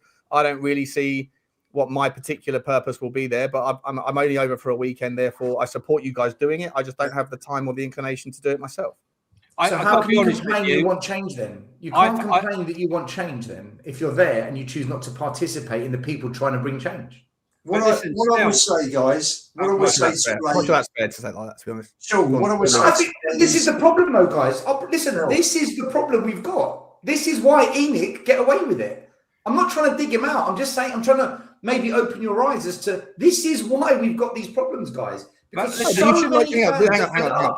You can. It doesn't have to be at the same. He can support the protest, but not feel the same level of animosity towards the owner that you do, and consequently, he can sit there and say, "You can spend your time doing it. I'm happy for you to do it. I support you doing it. Cool, but listen, it's my weekend away, and I'm meeting such and such in the casino. I'm meeting Butler in the blackjack table. I'm meeting Butler in the pub. I'm meeting Butler. I'm all those things together, Blaine. That's like saying, I support the Tories, but I'm not going to vote for them because I have to go and vote. And when Labour come in, I'm going to complain that Labour are in power. Listen, do something about it. Look, support the Tories. Then. I've had the same this week. Concept. Listen, it's not the same as being a Conservative Party member. You're a Conservative Party member, and he's just someone that happens to lean right wing. The point is, you can go to the voting booth, take out a little bit of time in your day and vote, or you can sit at home and say, I support them, but I can't be bothered to walk over there or drive to the voting booth. I'm at the game. I can go and stand with you protesters for 30 minutes, but I'm not going to, but I back what you're doing. Then you don't really back it. There's no vote. Okay, Stel, that's where the comparison leads. There is no vote. There's no ballot box. And what I would say to you is that I've had a lot of voting on our feet, Johnny. We're voting on our feet. There's no vote. Can I just say I've had a load of messages this week on Instagram, like from people in the States, Los Angeles, New York, saying, okay, really appreciate the people who are going to vote on my behalf or our behalf, because we can't be there, but we are with you, or we are with those people who are going to vote. So, there is support for it, but not everyone can get there for whatever reason. This guy goes to the games, Johnny. But that super chat was from someone that attends the games. There's a difference. He's there. He's not. He's flying over from Ireland for his weekend. He's not. He hasn't got his season. He does it every weekend. He said he's a regular. No, he hasn't got his season ticket yet. He's waiting for it. He's got massive buyer's remorse, by the way, because he was waiting. He bought it in October or something. He's been waiting, and it's all gone to shit since then. But I'm just saying that if you're if you're with your kids, if it's your kids' day out, should you protest? Should you take your kids to the protest? Is it not the same principle? Well, big up to Sammy Mehmet because he brings his kids. Sammy Mehmet in the chat brings his kids. Okay, but big up to him if his kids feel that way. So the answer is yes, you can bring your kids because it's a family-friendly protest. Can you? I'm not saying. I'm not saying. Is it? You can. It's a family-friendly protest. Saying that. The only reason Ricky Sachs attends is because he said it's got to be family-friendly. And I'm not saying is it family-friendly or otherwise. I'm saying, do your kids feel as strongly as you do? Would your kids not rather go to the Spurs club shop or go and see? They love watching Tottenham lose and crying in the terraces. Daddy, why did we lose again? They love that. They enjoy it all the time. They love watching Tottenham getting bad. It really bring your au pair, girl? Is it au pair friendly? The only way to approach protests is to feel as strongly as you do, and anything other than that is not acceptable. But if you want ENIC out and you want change, yes, Sean, yes. If you feel that you've had enough of what you are seeing at this club, yes is the answer. What about if you're going with your bird and your bird doesn't feel that way? Why are you taking your bird then? Because you go to the games together. What are we doing? Why is she coming? So she's not even. It's a bit sexist, Stel. You know, guys, can I just? If your bird loves Tottenham, and if your bird's a Spurs supporter, then she'll go with you. She'll go with you. If your bird's a gooner, she's going to stop everyone from going because she's loving it. She loves this. Go on, Lubo. No, I'm just going to say, Blaine, be nice to meet you. Come and say hi to all the guys. There'll be plenty of the YouTubers there that you watch on screen. Just come and say hello for 10, 15 minutes. You know, it'd be nice to meet you. We'll have a drink. We've already arranged. And I'll give you a free scarf. I will give you a free ENIC. I will pay for you and your kids to all have a free ENIC out scarf on Stelios. How's about that? There you go. Free gifts. Clip that. Anyone who wants a free scarf. Scarf for all. Get them while they're hot. Stelios, get them while they're hot. Listen, I'm just trying to say that, to all the fans, because when we think here about when we're doing these streams, we're very sort of UK centric. We only think when we're on here about the UK, but we have such a huge fan base from around the world. You got your Tony from Sweden. We've got Darkest Peru. We've Roy Viking from Australia, loads in America, Scandinavia. And, this is their opportunity when they come to streams like this to be part and parcel of what we do here. And, they might not be able to go, but they're in spirit, whether it's at a protest or away game or what have you. And this is their chance to be deeper in, because when you're watching it on TV from another land, all you're getting is the game and a little clip of some broadcasters saying their bit for 20 minutes. This is real supporters chatting it, and they love it, and they should be part and parcel of it and recognised for their part, even though they can't attend. Yeah, well said. Sean, can I just very quickly add, right? I've been to pretty much every single protest. I've pretty much been to every protest for the last 6 years. There hasn't been one fight, one horrible incident, one foul piece of language thrown at someone and thrown back. None of that. The only time there was ever anything that people had maybe a reason to get upset about was at the EFL protest when 4 drunken people turned up saying Levy's a cancer, and people didn't like that word being used. Other than that, these protests have been so well run in terms of behaviour. Because from the rabbi turning up naked almost with his. Well, that was funny. That was quite funny. Well, he was, but he looked like the child snatcher from Chitty Chitty Bang Bang at one stage, and he was approaching the kids. He was approaching the kids with a stick. I think he was scaring families. Johnny, you're not helping the protest. He's never been seen since. Oh no, it happened again. What did he just say? I guess it's time to say goodbye. We're getting canceled today.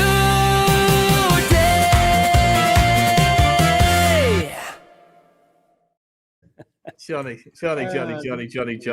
Unbelievable. Listen, I let me give you really a super tried chat. to endorse the well-run good nature of the protest, and Johnny comes in with his Jimmy Savile fucking rhetoric and just It car wasn't crashing bloody the Jimmy whole Savile. thing. I was talking about the child stature from Chitty Chitty Bang Bang, mate. Okay. There are levels. Yeah, see you at the protest, everyone. See you there. Rain, come on, you Spurs. Be up to you, Rain. You said people don't protest because they're scared off by hostility from some of the die in the wool ENIC outers. The best protest, Manchester United, was like a festival. Listen, I think that's what Stell's the point Stell's trying to make there is that the protest. I've never seen any trouble at a protest, and I like I say, I went to a few of them, and I was expecting to get some grief, if I'm honest, because people often thought that I was trying to cop block the protest or whatever, which I never was. But I never had anything. Everyone was really, really nice. So if anyone's not going to go because of those reasons, then don't be worried about that stuff. It's not true. Big up to you, Rain. Thank you very much. Get your free scarves. Get your free scarves from Stel. It's only ever been friendly. That's it. My K9 for Spurs.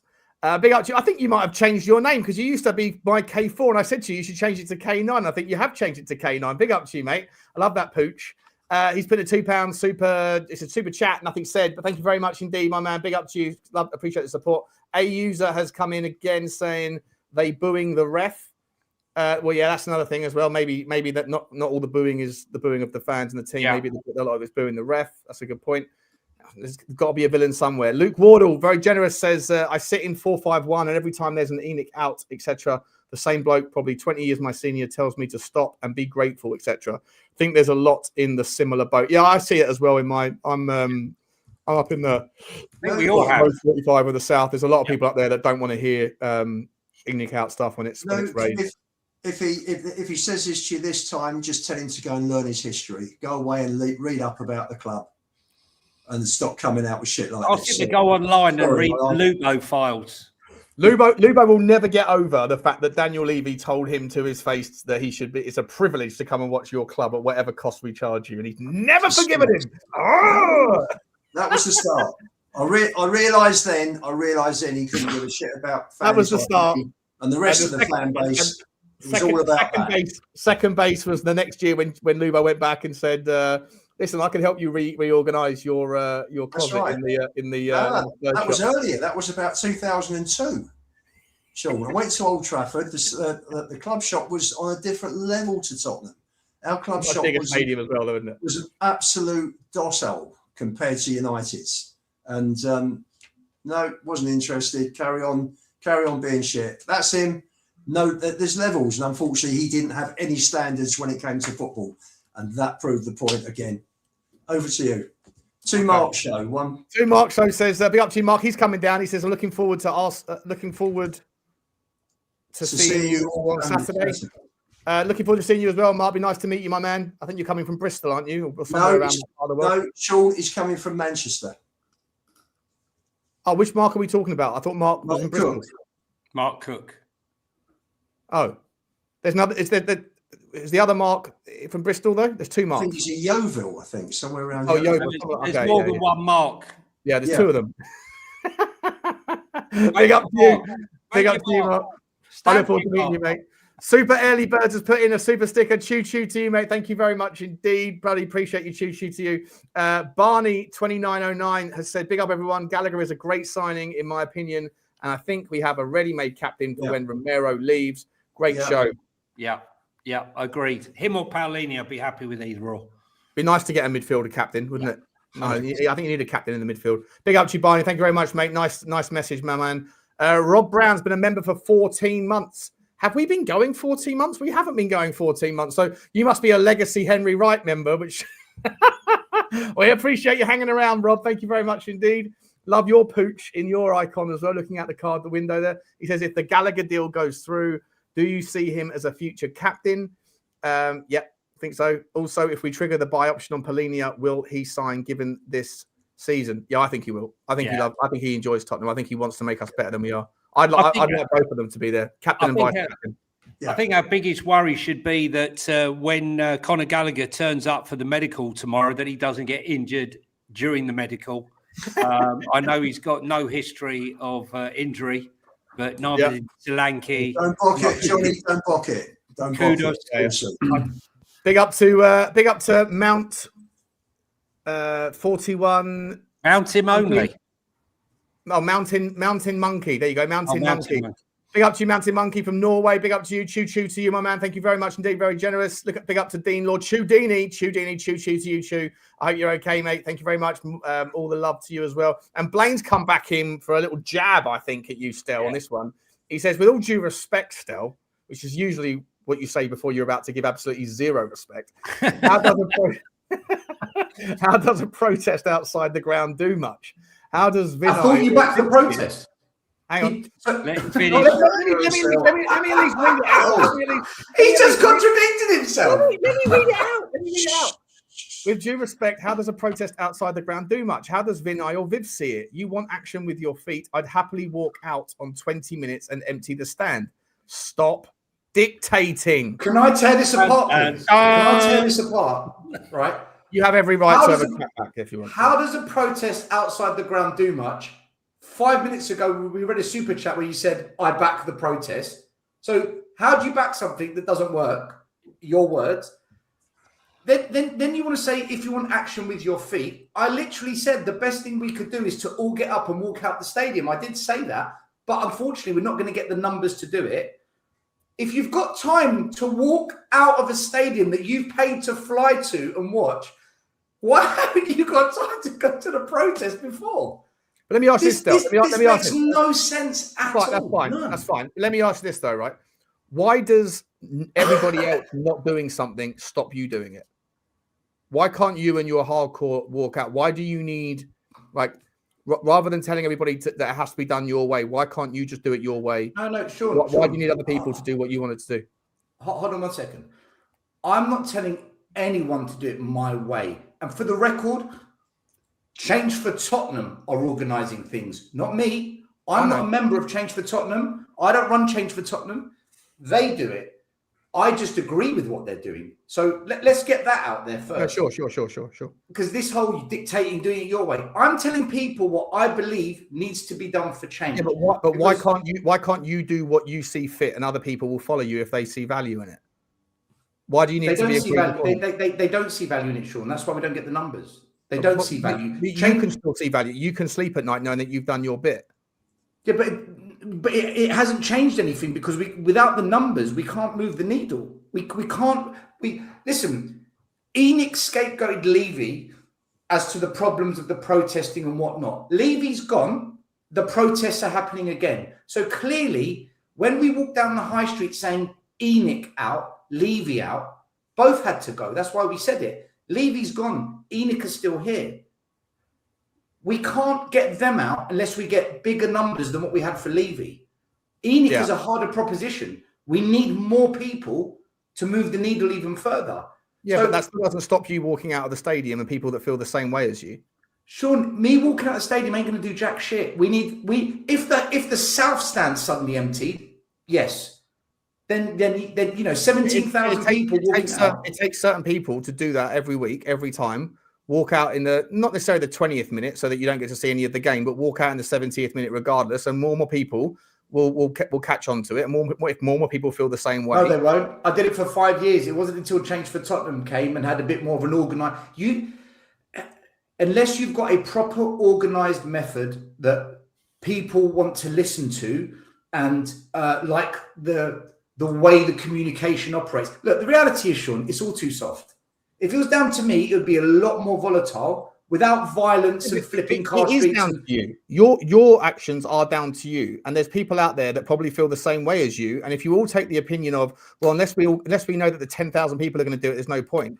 You know, the journey of a thousand miles that starts with a single step. They don't feel the same as me, Sean. Sean, they don't feel the same. They don't. Because I don't think you feel that strongly about it then, because you're not prepared to do it without other people doing it. No. I hold on a minute. I barely go to games anymore, Sean. I barely go to any more games. The people that empty this... At the start of the show, Johnny mentioned how there were empty seats at the Villa game. An FA Cup game and we've got empty seats. People are doing something about it. On a regular basis on this show, we've said every week, and I'm sure Lubo always brings it up, is that there's empty seats. Didn't Lubo mention the other day that it's easier to get an away ticket now because they've dropped the amount of points you need to get away tickets. Fans are doing it. it. Burnley, it was for Frankfurt. Right, fans are doing it, Sean. Nothing's changed. So you need huge numbers to do it. And the reality is this: our fan base doesn't have the appetite for it. Because one little thing the club does, okay, all right, Conor Gallagher's here now. Let's come back to this on Monday's show. No, what is it? Monday's day? Yeah. Let's come back to this on Monday's show next week, and then we can say whether or not the appetite's there, because then at least we'll know how many went to the protest. We'll be able to gauge it. Fair enough. We'll park it. Big up to you, Blaine, though, mate. Thank you very much for that super sticker, mate, that super chat, buddy. By the way, Blaine, I like you, mate. Nothing. I like Blaine. Nothing personal. Young Fousey says, sorry, Stel, but protesting will never get ENIC out. Guys, I'm going to bash through this because there's so many more. I've still got to ask you questions about what happened against Villa and also West Ham and also the Romero thing. So let me just bash through these real quick. Sorry, Stel, but protesting will never get ENIC out. Big up to you. Thank you very much, Young Fuse. Danny Kiriakou says, Stel is a hypocrite. He contradicts himself and Sean is a clown. Thanks for the super chat. Thanks for your money. I wish you'd say what you really thought, Danny. Come on, mate. Step your game up. I just want to say I'm going to give Danny's money towards buying the scarves that I'm going to hand out at the protest. So, Danny, appreciate your support for the scarf purchases. Big up to you, Danny. Gallagher is an awful signing, says Levy gone, all of ENIC next. Just another one that can run. We need someone that can actually pass. Will be a squad clogger in a couple of years. Okay, so you're the first. So I like that phrase. You're the. I disagree, but I see where you're coming from. I definitely think it's right profile. Cock blocker. Squad clogger. Big up to you, my man. You're the first person that I've seen that's really, well, at least has got the appetite to put some money in to say you're not happy with Conor Gallagher. But big up to you, mate. Thank you very much. Foggy Martin has said, is there any way an online petition could be organised that us international fans could sign? Sure, I think we could do that. Put that on the ideas list, Lubo. Big up to you, Foggy Martin. Big up to you, mate. Thank you very much. Stephen J. Cam has put in just a £2 chat. Thank you very much, Stephen. Choo to you, mate. Appreciate you. Laurie Boost has said, I want to see pictures of Sean at the protest wearing his flip-flop outfit and an epic and an ENIC out. That's an ENIC out scarf. 50 quid to charity, mate. That has got to be. You got to bring that with, Sean. No, the other way round, Sean. The other way round, mate. There you go. Yeah. 100%. Oh, wait, I lost my microphone. Where's it gone? Hang it out. Flip-flop's just gone for a walk. Is that a flip-flop or a donut? No, it's the flip-flop, mate. That's the flip-flop. Yeah, it's definitely the flip-flop. Yeah, I'll take this down. I'll bring it down with you. I don't mind. Not at all. Yeah, stand up. Let him show me your flip-flop. There you go. There you go. That's bigger than your average. I'll bring the donut costume for Danny Kiriakou. Okay, how about that? Big up to you, Laurie. Thank you very much indeed. Sanilla has said, big up to you, Sanilla, as well. He says, evening, guys. Thanks for helping making an evening at work much more entertaining than sitting here working. Well, as long as you're getting paid, mate. As long as you're getting paid. Thank you very much indeed, mate. I appreciate you. Let us know what you do. Big up to you, Sanilla. Official Shawn Michaels, sexy boy, has said, I will be performing I'm Just a Sexy Boy by Shawn Michaels at the protest to get everyone going. Love to see it, mate. Good to, be nice to meet you, mate. Come and say hello if you see me or see us. Big up to you, mate. Thank you very much. Phil Coy's putting a super sticker choo to you, Phil. Very, very, very generous as well. Luca 14 has said, will the appointment of Poch kill any protest? Yeah. It might be his first signing. It might be his first signing. This is Poch's first signing. Yeah. I think so as well. Do you not really believe that, by the way, or are you joking? When you say that, do you believe it, or are you just mucking around? I think there's an element of truth to it. I think that Pochettino will be a Tottenham manager soon. Yeah, and I think that he hasn't been consulted on Gallagher, but I think he'd be more than happy to have him. 51 of 52 games, and he was their captain under Poch. 100%. Luke Warder was said Gallagher is going to be Poch's captain again. There we go. Thank you very much, Luke. Appreciate you, mate. The two marks have said we're both coming on Saturday. Okay, brilliant. See you both then. Very good. Stephen's J Cam's coming. Great show. Good to have some positive news today. Thank you very much, Stephen. Yeah, it's nice to have a bit of positivity, isn't it? Big up to you, mate. Ant LDN has said, appreciate you all based in LA from North London. Very cool, mate. Nice transition. Desperately wanted to make the protest, but can't this time. Thank you to all who make the effort to go. Appreciate Very cool, that. man. Very cool, buddy. Appreciate you. Jim Bird has been a member for 51 months. That was almost before Henry was born. 51. I've never seen a 51 months before. That's insane. I've never seen that. It's like 4 years. I've never seen Jim one. Bird, you are a legend. That is unbelievable. Been watching about over 4 years, stayed and loved the show. Good luck with the protest. Can't get there as working. And from Norwich, big up to you, Jim Bird. 4 years and 3 months of Henry Wright, or 3 years and 7 months of Henry Wright, and then a cheeky 8 months of us. That's what you get. Big up to you for your loyalty, mate. Thank you very much indeed. Daddy K's come in saying, Sean, give Stel the donut outfit or the flip flop one. That's another £2 towards the scarves. Thank you, Danny. Yeah, another Danny's on wind up mode tonight. I can feel he's sitting there getting really angry. He'd love to come on the show right now. I can just feel it. Yeah. Destiny is here. Well, big up to you, Desto. Moderator in chief. He says the protest should start at 12 p.m. to 2 p.m. How much rhythm can we create in an hour? He's right. Can I say my understanding, and Billy T can correct me if I'm wrong if he's about, is that the reason it's at 2 is because they want everyone to walking together so the protest enters the stadium, and where it goes from there I don't know, but that's it goes to the south stand. You know, the south stand steps, there's always like young kids that are like 17 or 18 that are singing this, banging on the metal railings. I think they're called something OS17 on Instagram, only Spurs 17. They're like a young group of people that are trying to create better noise in the stadium. I think they've collaborated with Change for Tottenham. So they need to do that in the terraces, not where, I mean, who they singing to? The terraces, the turnstiles, who they I think it's just in the stadium. Yeah, I hear you. One more super chat and then we'll get back to, we got 20 minutes. Great, perfect timing. Been a Spurs fan. This is Eamon O'Shea. Big up to you, Eamon. Thank you very much, my man. He says, been a Spurs fan since I saw my first game in 1968. Wowzers. I just want our club back. 1968. Lubo, do you know this guy? We've probably seen each other at football. That's when Spurs used to play in black and white. No, they didn't used to play in black and white. Always white. Everything was in black and navy, Johnny, and all black white and in white, Europe. mate. That was black. And all white in Europe. You've forgotten. All white in Europe. Big up to Choppy Cheese as well. He says, I DM Johnny from New York about the club protester for us. Yes, you did, Choppy Cheese, and thanks very much for your message, mate. And I passed it on this evening. I hope you heard. And thanks for that. Much appreciated. And Danny Kiriakos come back in one last time saying, there's more. There's more super chats. Fantastic. I really appreciate it, by the way. Fantastic cause, Stel and Mia wind up. Man, no, never. No, you're definitely a wind up, Danny. Definitely a wind up, mate. But you also like getting wound up as well. I think you're easy. You're like a clockwork mouse, mate. You can be wound up pretty good as well. Big up to you, Danny. Put that into the fund. And Richest Man has said for the scarf fund as well. Very cool. How many scarves are you buy? How many scarves are you going to buy then, Stel? I don't know, but this money better come to me. Nah, that's not the way it works. This money, I've generated this for the scarf fund. Yeah. Guys, listen, I'll sort it out. Big up to you, Richest Man. Thank you very much. And Emilio Gaskin has said, don't, and the disrespect for Ange. Don't deny. Yeah, I think he was a bit upset with me before, or someone was upset with me. It's not, listen, always respect the night in Bilbao and the mystery goal that was never Brennan Johnson's.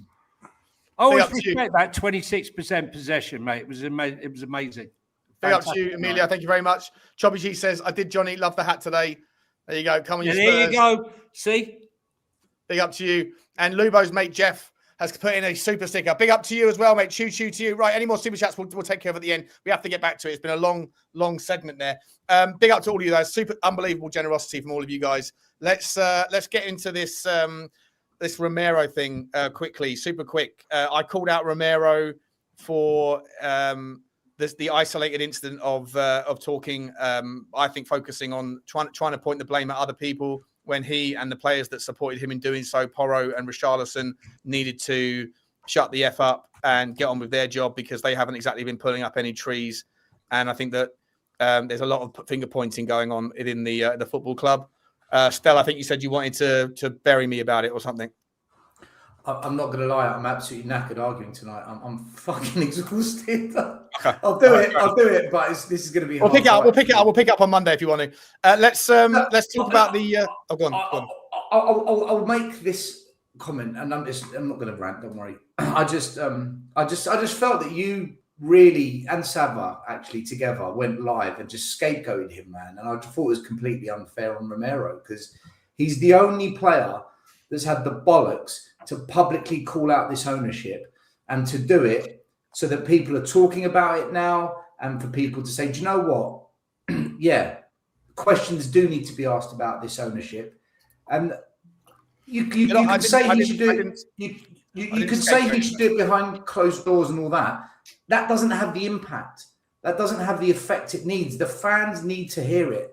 We always say, a lack of community. He's the captain of the football club. First of all, I didn't scapegoat him. I said he was right what he said, but it shouldn't be him that's saying it. He's the captain of the football club. He's supposed to be the leader on the pitch and the guy that is the kind of centre, the cornerstone in the team. And he should be saying it, Sean. He should be saying it. Nothing to do with it. Well, he said in moments like these, i.e., after a loss, we need the leaders of the football club to come out. What? So Vinay should come out and say, yeah, look, the game wasn't great tonight. Well, yeah, Vinay's been quiet for the best part of 4 months. The communications ban. Vinay should be speaking more about a plan. But in what other football club does a director of football or a CEO or an owner speak about a defeat? What other football club is falling apart the way Tottenham are out of the big six? Manchester United, Nottingham Forest. Yeah, and do you know what? West Ham, loads of them. And they've got just as much of a shit show going on with their managers and players as well. Romero, for me, did something that is Conte-esque, where someone within the footballing team, management, coaching, publicly says, this should not be allowed by you fans. This is what should not be allowed. What should not be allowed? The players not performing on the pitch. That's what happened on the game against Bournemouth. No, Sean. So right. So when fans say the players are shit, who hires these players? When the fans say the manager's the problem, who hires the manager? It's the people above. Romero's calling out the decision making in this club. But after a game, he should be focusing on his performance and the performance of his teammates. When was the last time you saw Romero? No, he should be focusing on the fact that we lose every week. We're 14th in the league and we're out of every cup. When was the last time Romero took an interview? When was the last time as the captain of the football club that he came out and explained what's going on? When was the last time Vinay, the communications guy, or Charrington, or Levy's kids came out and addressed us fans? They're not doing it, so Romero's done it. After a game. No, hang on. After a game, the focus of the player as a captain should be to explain what happened in the game. And he's saying we've got bigger problems. Yeah, Sean. And he's saying every YouTube channel that goes live, even the ones that don't go to the protests, all the YouTube channels now, we've got problems at this club. This club's broken. Yeah. Right? You had Billy T on your show today, live show, to announce and discuss the protests. Every channel's talking about it. Yeah. Romero is just confirming, yes, I agree. There are bigger problems here. That's what he's doing. But he shouldn't be saying that. He should be worrying about why it is that he wasn't playing against Bournemouth. He wasn't playing against Bournemouth. Because that's not the reason we lost to Aston Villa, though. That's not the reason the players having a punch-up after the game. That's not the reason we're out of all the cups. But you made him the scapegoat for it. I didn't make him the scapegoat. Did you watch my video? Yeah, I did. I watched it. Do you know what the definition? Do you know what the definition of a scapegoat is? Yes, Sean, I do. Okay, well then, so we can remove ignorance from that statement, and we'll focus on you just being wrong. It's not ignorance. What I'm saying is, so do you disagree then that Romero publicly confirming what a lot of fans think is wrong? Yes, 100%.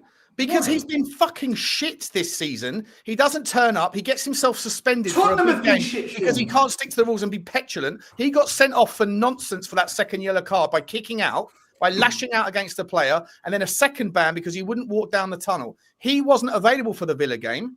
By the way, Kevin Danso came in and was the best defender on the park that day. His stats were sensational, but Romero should have been there. And we still lost, Sean. We still lost. And that's on the players. He is the captain. He never comes out and owns his own. So if all the players are failing, us, then who comes out and speaks about the people above? Who's going to come out and do that then?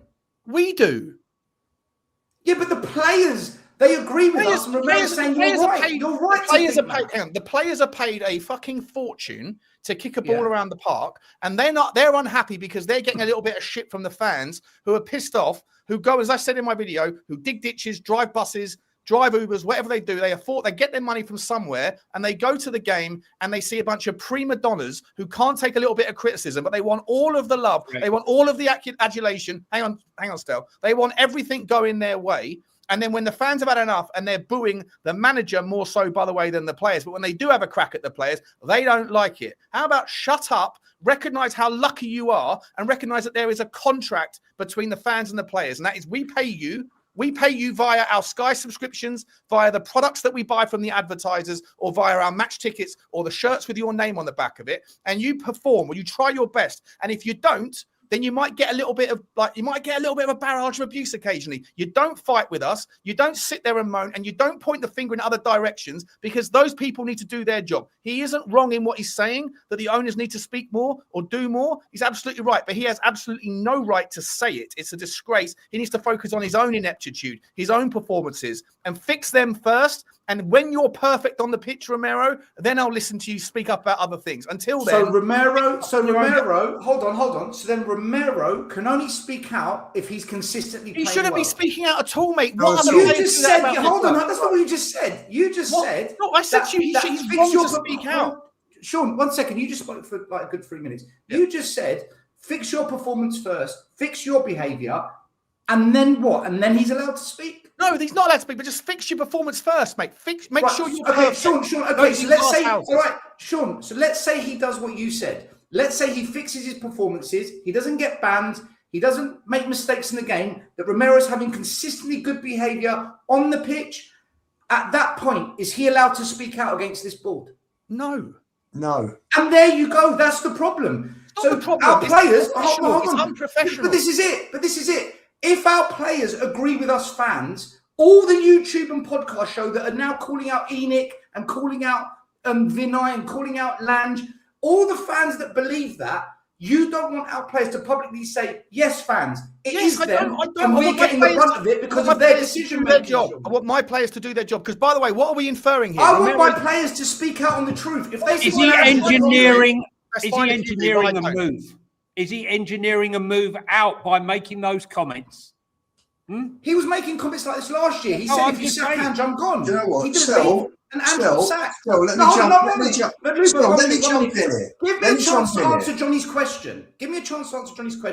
He's asking me, is Romero doing it to engineer a move out the club? Last year, Romero said, if you get rid of Ange, I'm gone. No, the press said that. The press said that. He never said that.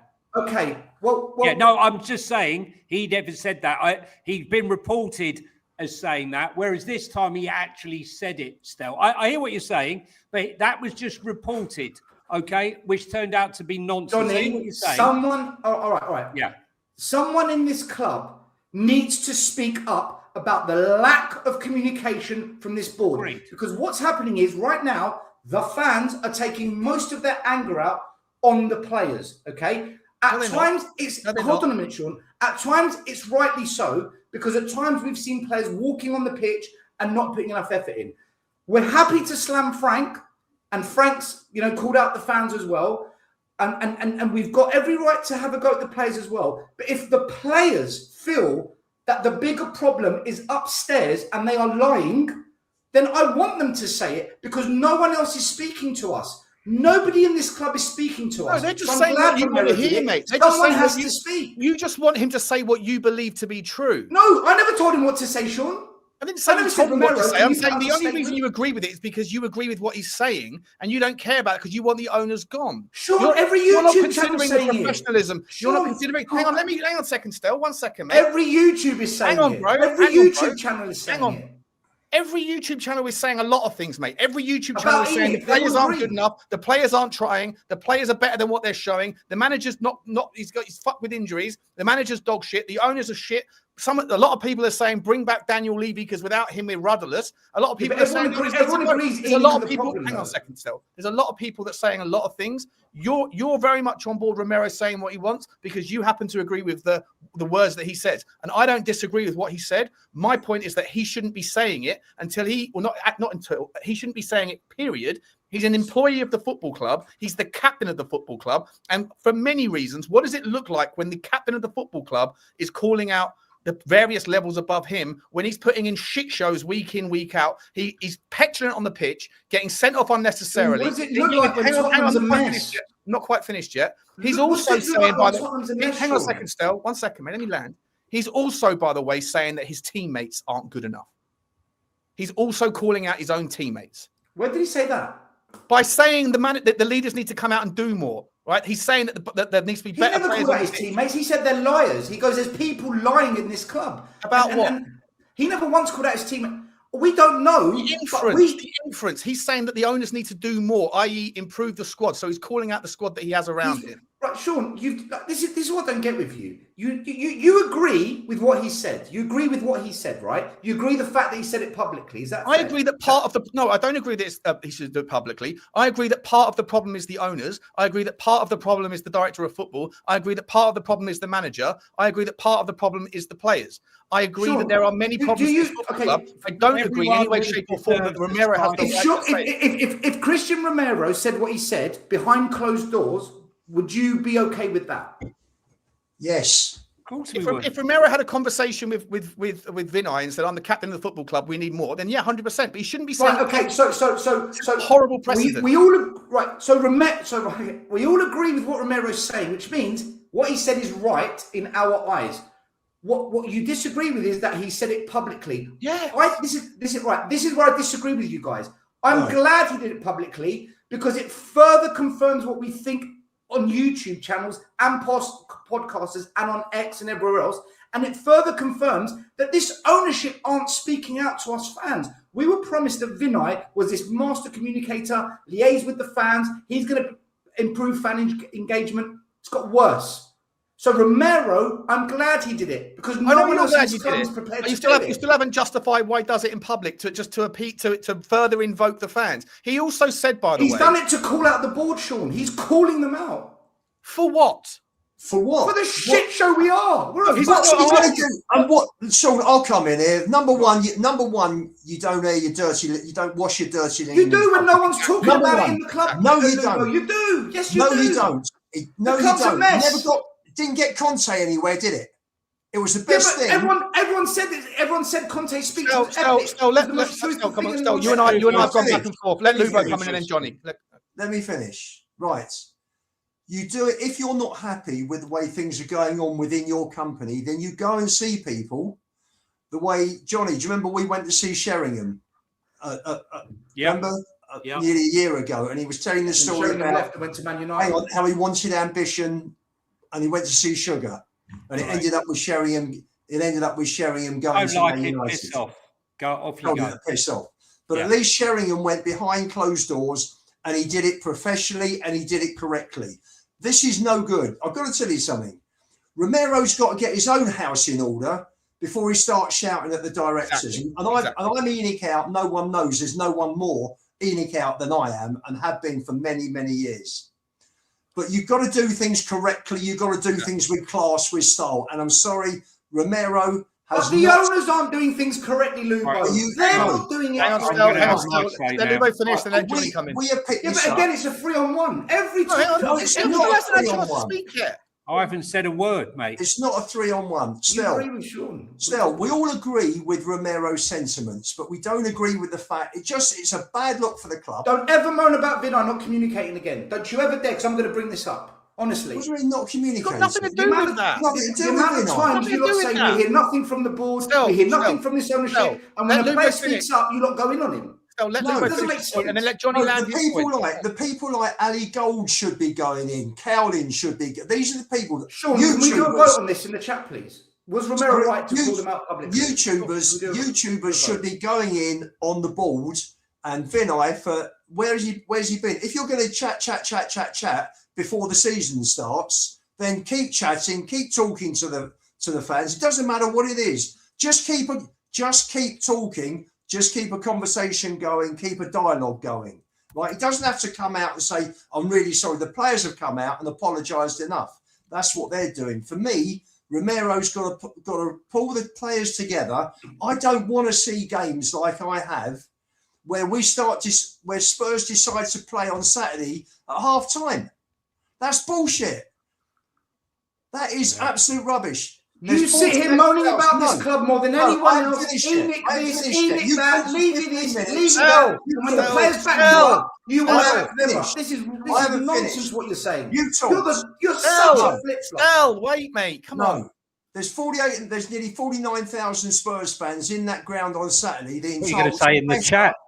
They entitled to better than the shit we watched in that first half. All of a sudden, they decided to. Look at the way you've worded the question, Sean. No. What kind of marketing ploy is that? That's the right. Order in the house. Order. Let the players sort themselves out. He's such a manipulator, man. That's the debate. Johnny, come in, or Lubo finish. Why can't you say, is Romero right to call out the board? Because that's not the debate. That's not the debate. Behind closed doors, not the debate. The debate is, should he have done it in public? That's the debate. That's not the question. Guys, you're such a cheeky. Relax, calm, breathe and relax. Right, listen, guys, I'm a huge Romero fan, right? I love him, right? My son, who sits by me, is so pissed off with Romero right now, right? Constantly making mistakes. And he doesn't like the way he's behaving, right? And I understand where he's coming from. And I've got to tell you, Wolves last year walked down the tunnel, didn't acknowledge the fans. The game when they all came over, Brentford walked down the tunnel, didn't acknowledge the fans.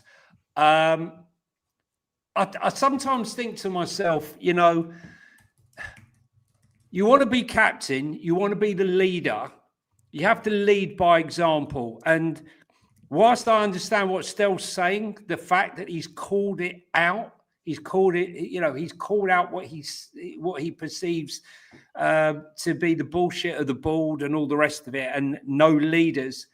He hasn't led himself. He's let himself down. And I'm a massive fan of Cuti Romero.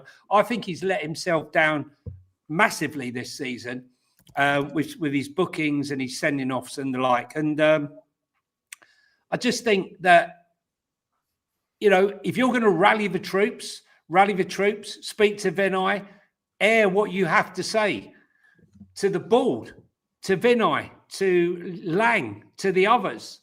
Get the players all on side.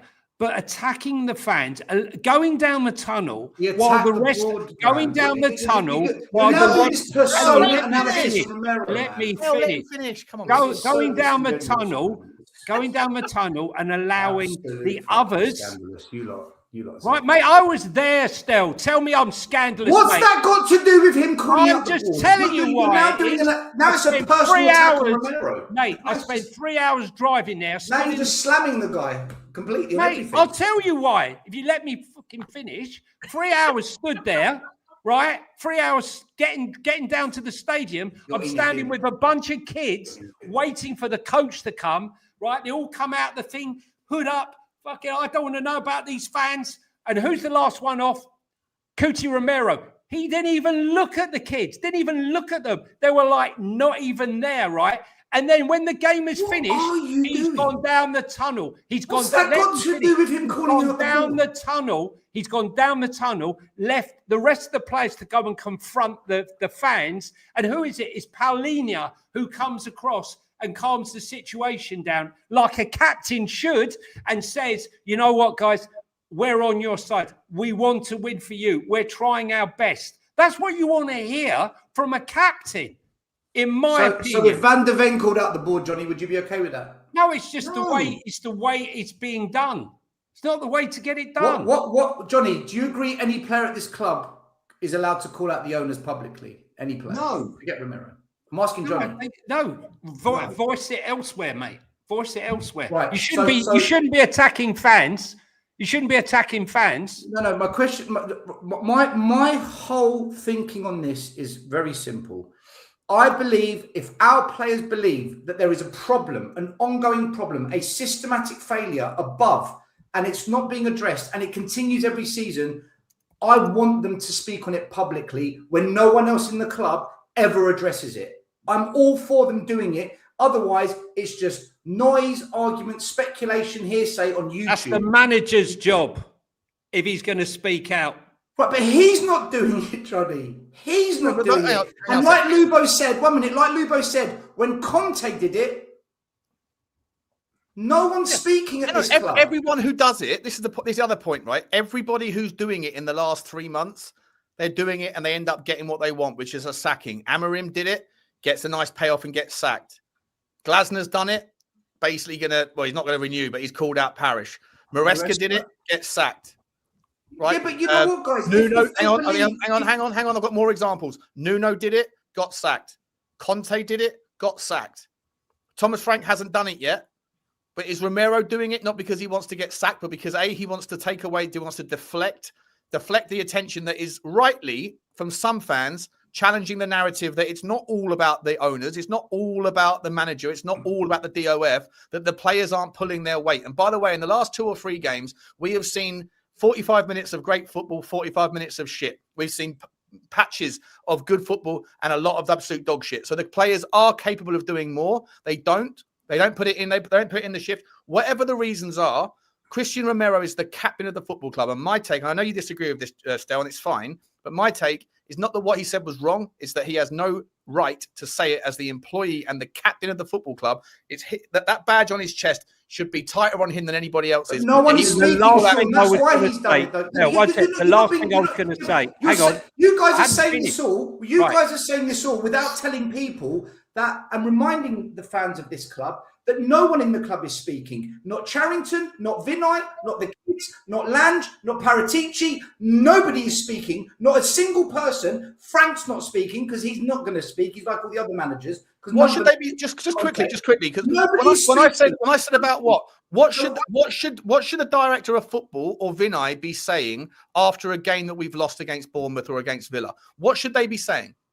Do you watch our own shows? Do you listen to our own shows? No. Every week we mention how the fact that this club is falling apart. We've been saying this for years. Romero specifically said at times like these, i.e. Tell us what the plan is, Sean. Tell us what the recruitment philosophy is. Tell us where they're going. Tell us why. Tell us.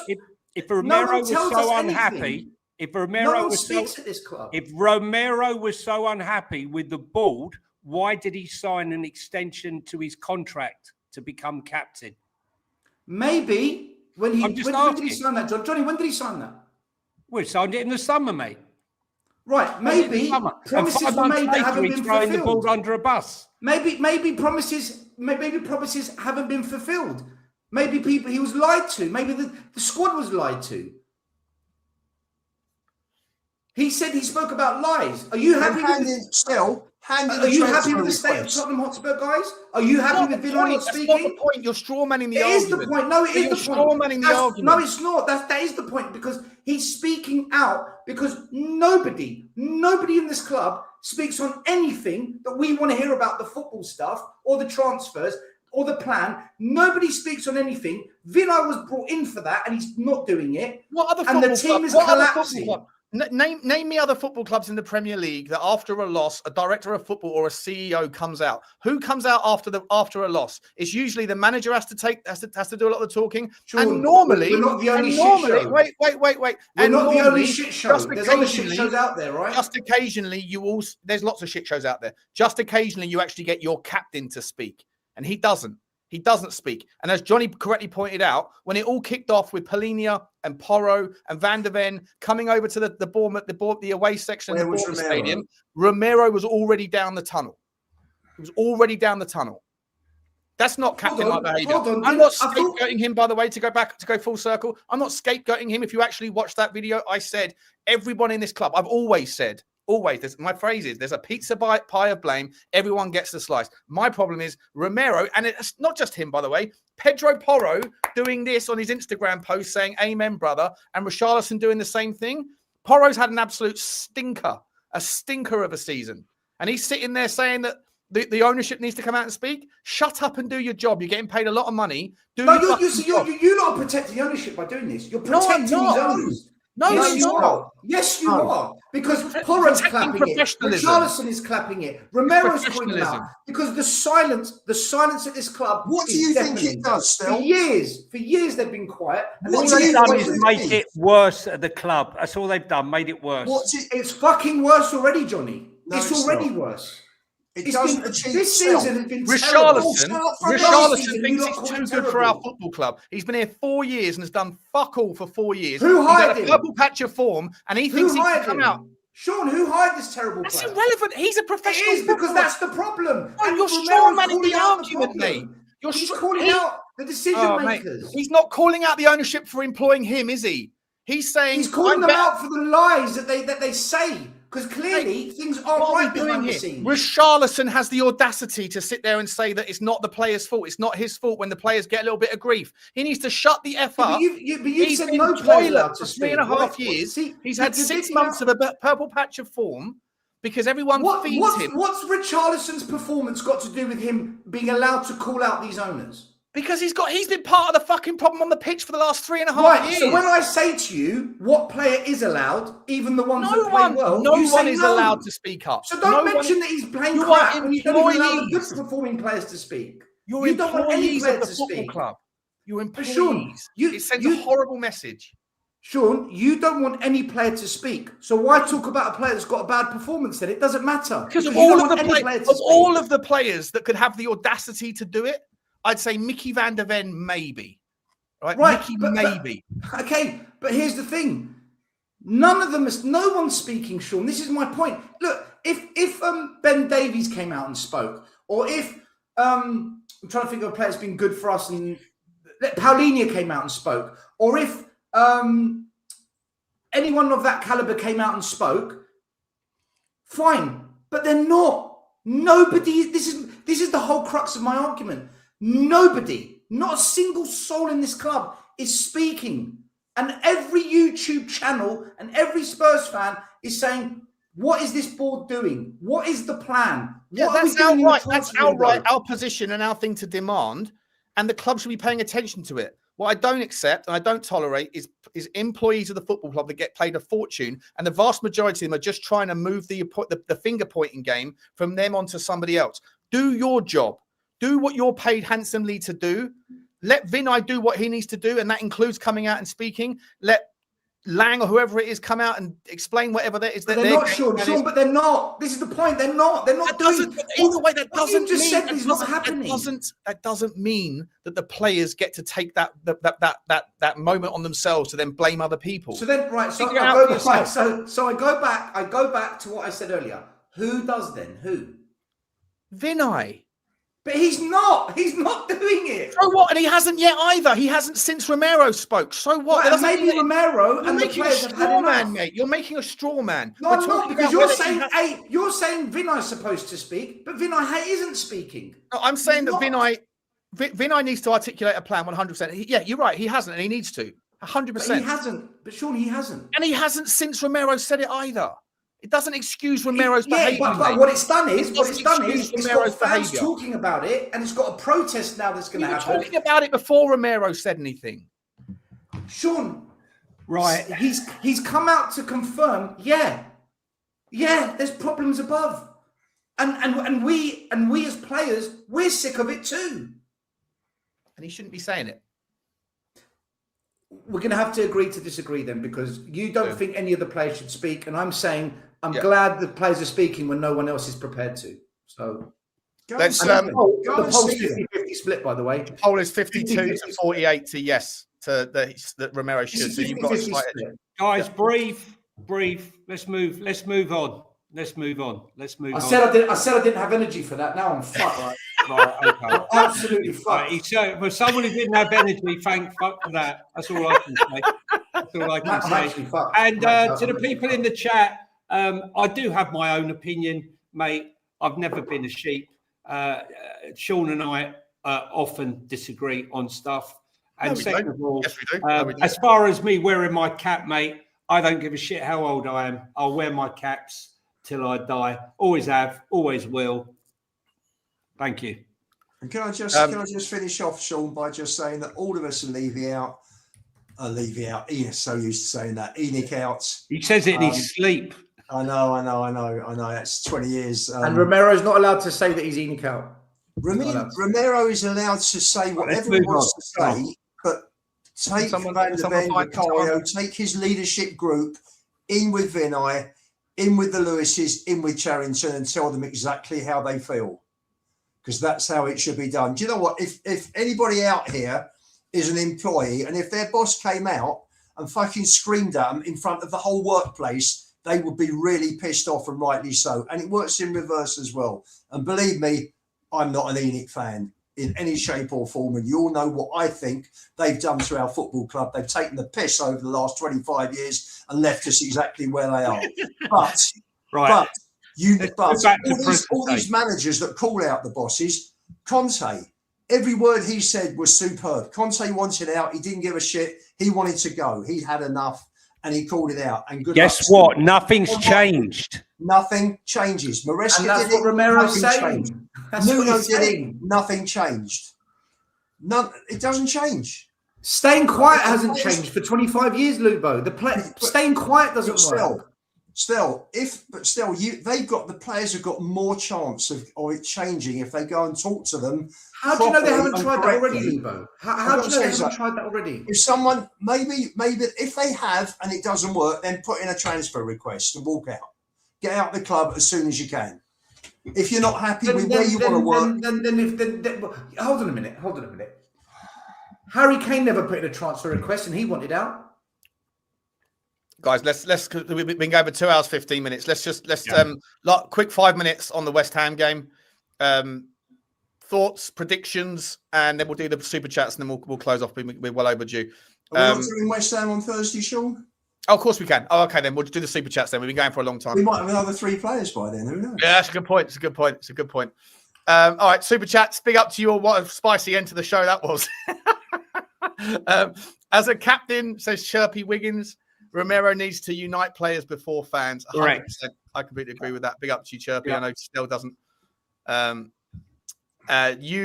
Huge mister has put in an unspoken super chat. Big up to you, mate. Thank you very much indeed. Big up to you, buddy. Super Spurs TV. Blaine's back in again. Says links coming out tonight. We're intent on another midfielder. Garcia. Wow. Alex Garcia from Leverkusen. What a player he is. Now that's what a rat-a-tat he is. That would be a good signing. Hayden Hackney. Garcia for me. Listen, I like Hayden Hackney. Not the quickest. Hayden Hackney. Nice passing, but for me, Garcia from Leverkusen all day long. Tell me, Johnny, if we buy Garcia, does that mean that's the first person that we bought for Xabi Alonso? Not quite. Alex Garcia is a he's 25, 26. He's not a young mate. He's another level to Hayden Hackney. I like Hayden Hackney. I've always questioned the fact, why is he still at Middlesbrough at the age he's at? People will keep questioning him and they're not signing him. You know, unlike the Jared Bowens and the Alex Scotts and what's his name at Crystal Palace. So I for me, no, but Garcia all day long. Yeah, very talented player. Very, very talented player. His passing, his ability to sit into to get stuck in, but to sort of pull the ball forward in patterns that just look. Well, he works really well with. I know Ezekiel Palacios is injured at the moment with Leverkusen, but he's got it's a delicious pass on him as well. He pings it into the channels. He's a switcher. We look at if we're going to get a winger as well, you get a switch hitter like him. I haven't seen the links, but if that's true, lovely link to have. What a player. Big up to you, Blaine. Ave Spurs, my man. He says, I'm going to the Change for Tottenham meet, but I'm not going to the game. Much rather a cheaper pint at a pub than a ticket for something I can watch for free. Yeah, the pints though in the 8 bar are more expensive than they are inside the stadium. So unless They are going up again. Rumours that Daniel Levy owns the pub. Yeah, I heard that as well. Go to the Antwerp Arms, mate. Go to the Antwerp Arms. Now that's full of foreigners. I mean, the away fans, isn't it? It's the away fans in the Antwerp. Yeah. I think Saba's going to the protest, but not to the game, as far as I'm aware. So anyway, big up to you. Big up to Abe. Thank you very much indeed. Good to meet you. Huge Miss has come back in again, saying Stell and Sean are right. DEI also needs an employee push to work. Romero lacked class, but drastic times require drastic measures. Yeah, the poll split on that one. Big up to you, my man. Thank you very much indeed. Della Spurs says, to protect Romero, whistleblowers are always appreciated by the public, even if their reasons are selfish. Romero just told us everyone was lied to. Yeah, I would just say you got to challenge the motivations of the protagonist, right? Why is it that people say what they say? Is it because they're being honest, or is it because they're trying to protect themselves a little bit? That's an ulterior motive. Exactly. Big up to the 2 Mark Show, and as always, Enoch out. Big up to you, my man. Yeah. See you on Saturday, and let's all support our Spurs, says Eamon O'Shea. Big up to you, Eamon. Yeah, I think we all support our own Spurs in our own way, though, right? I think that's the sort of the message of today, is that no one's ever going to agree on. Listen, we're divided, but we're united on one thing. We all want the best for our club, and we all want our club to win. It's how we get there that divides us all. Whether it's player A or player B, tactic A or tactic B, as long as we win and we move forward, we're united. Unfortunately, right now, we're in reverse, and when you're in reverse, you're divided, and that's where we stand now. Toxicity is strong, and it's up to the ball to provide a catalyst to try and turn that around. This is one signing, and as Stell quite rightly said, one isn't enough. If it's followed by other quality signings this window, we'll start to get excited. Awesome.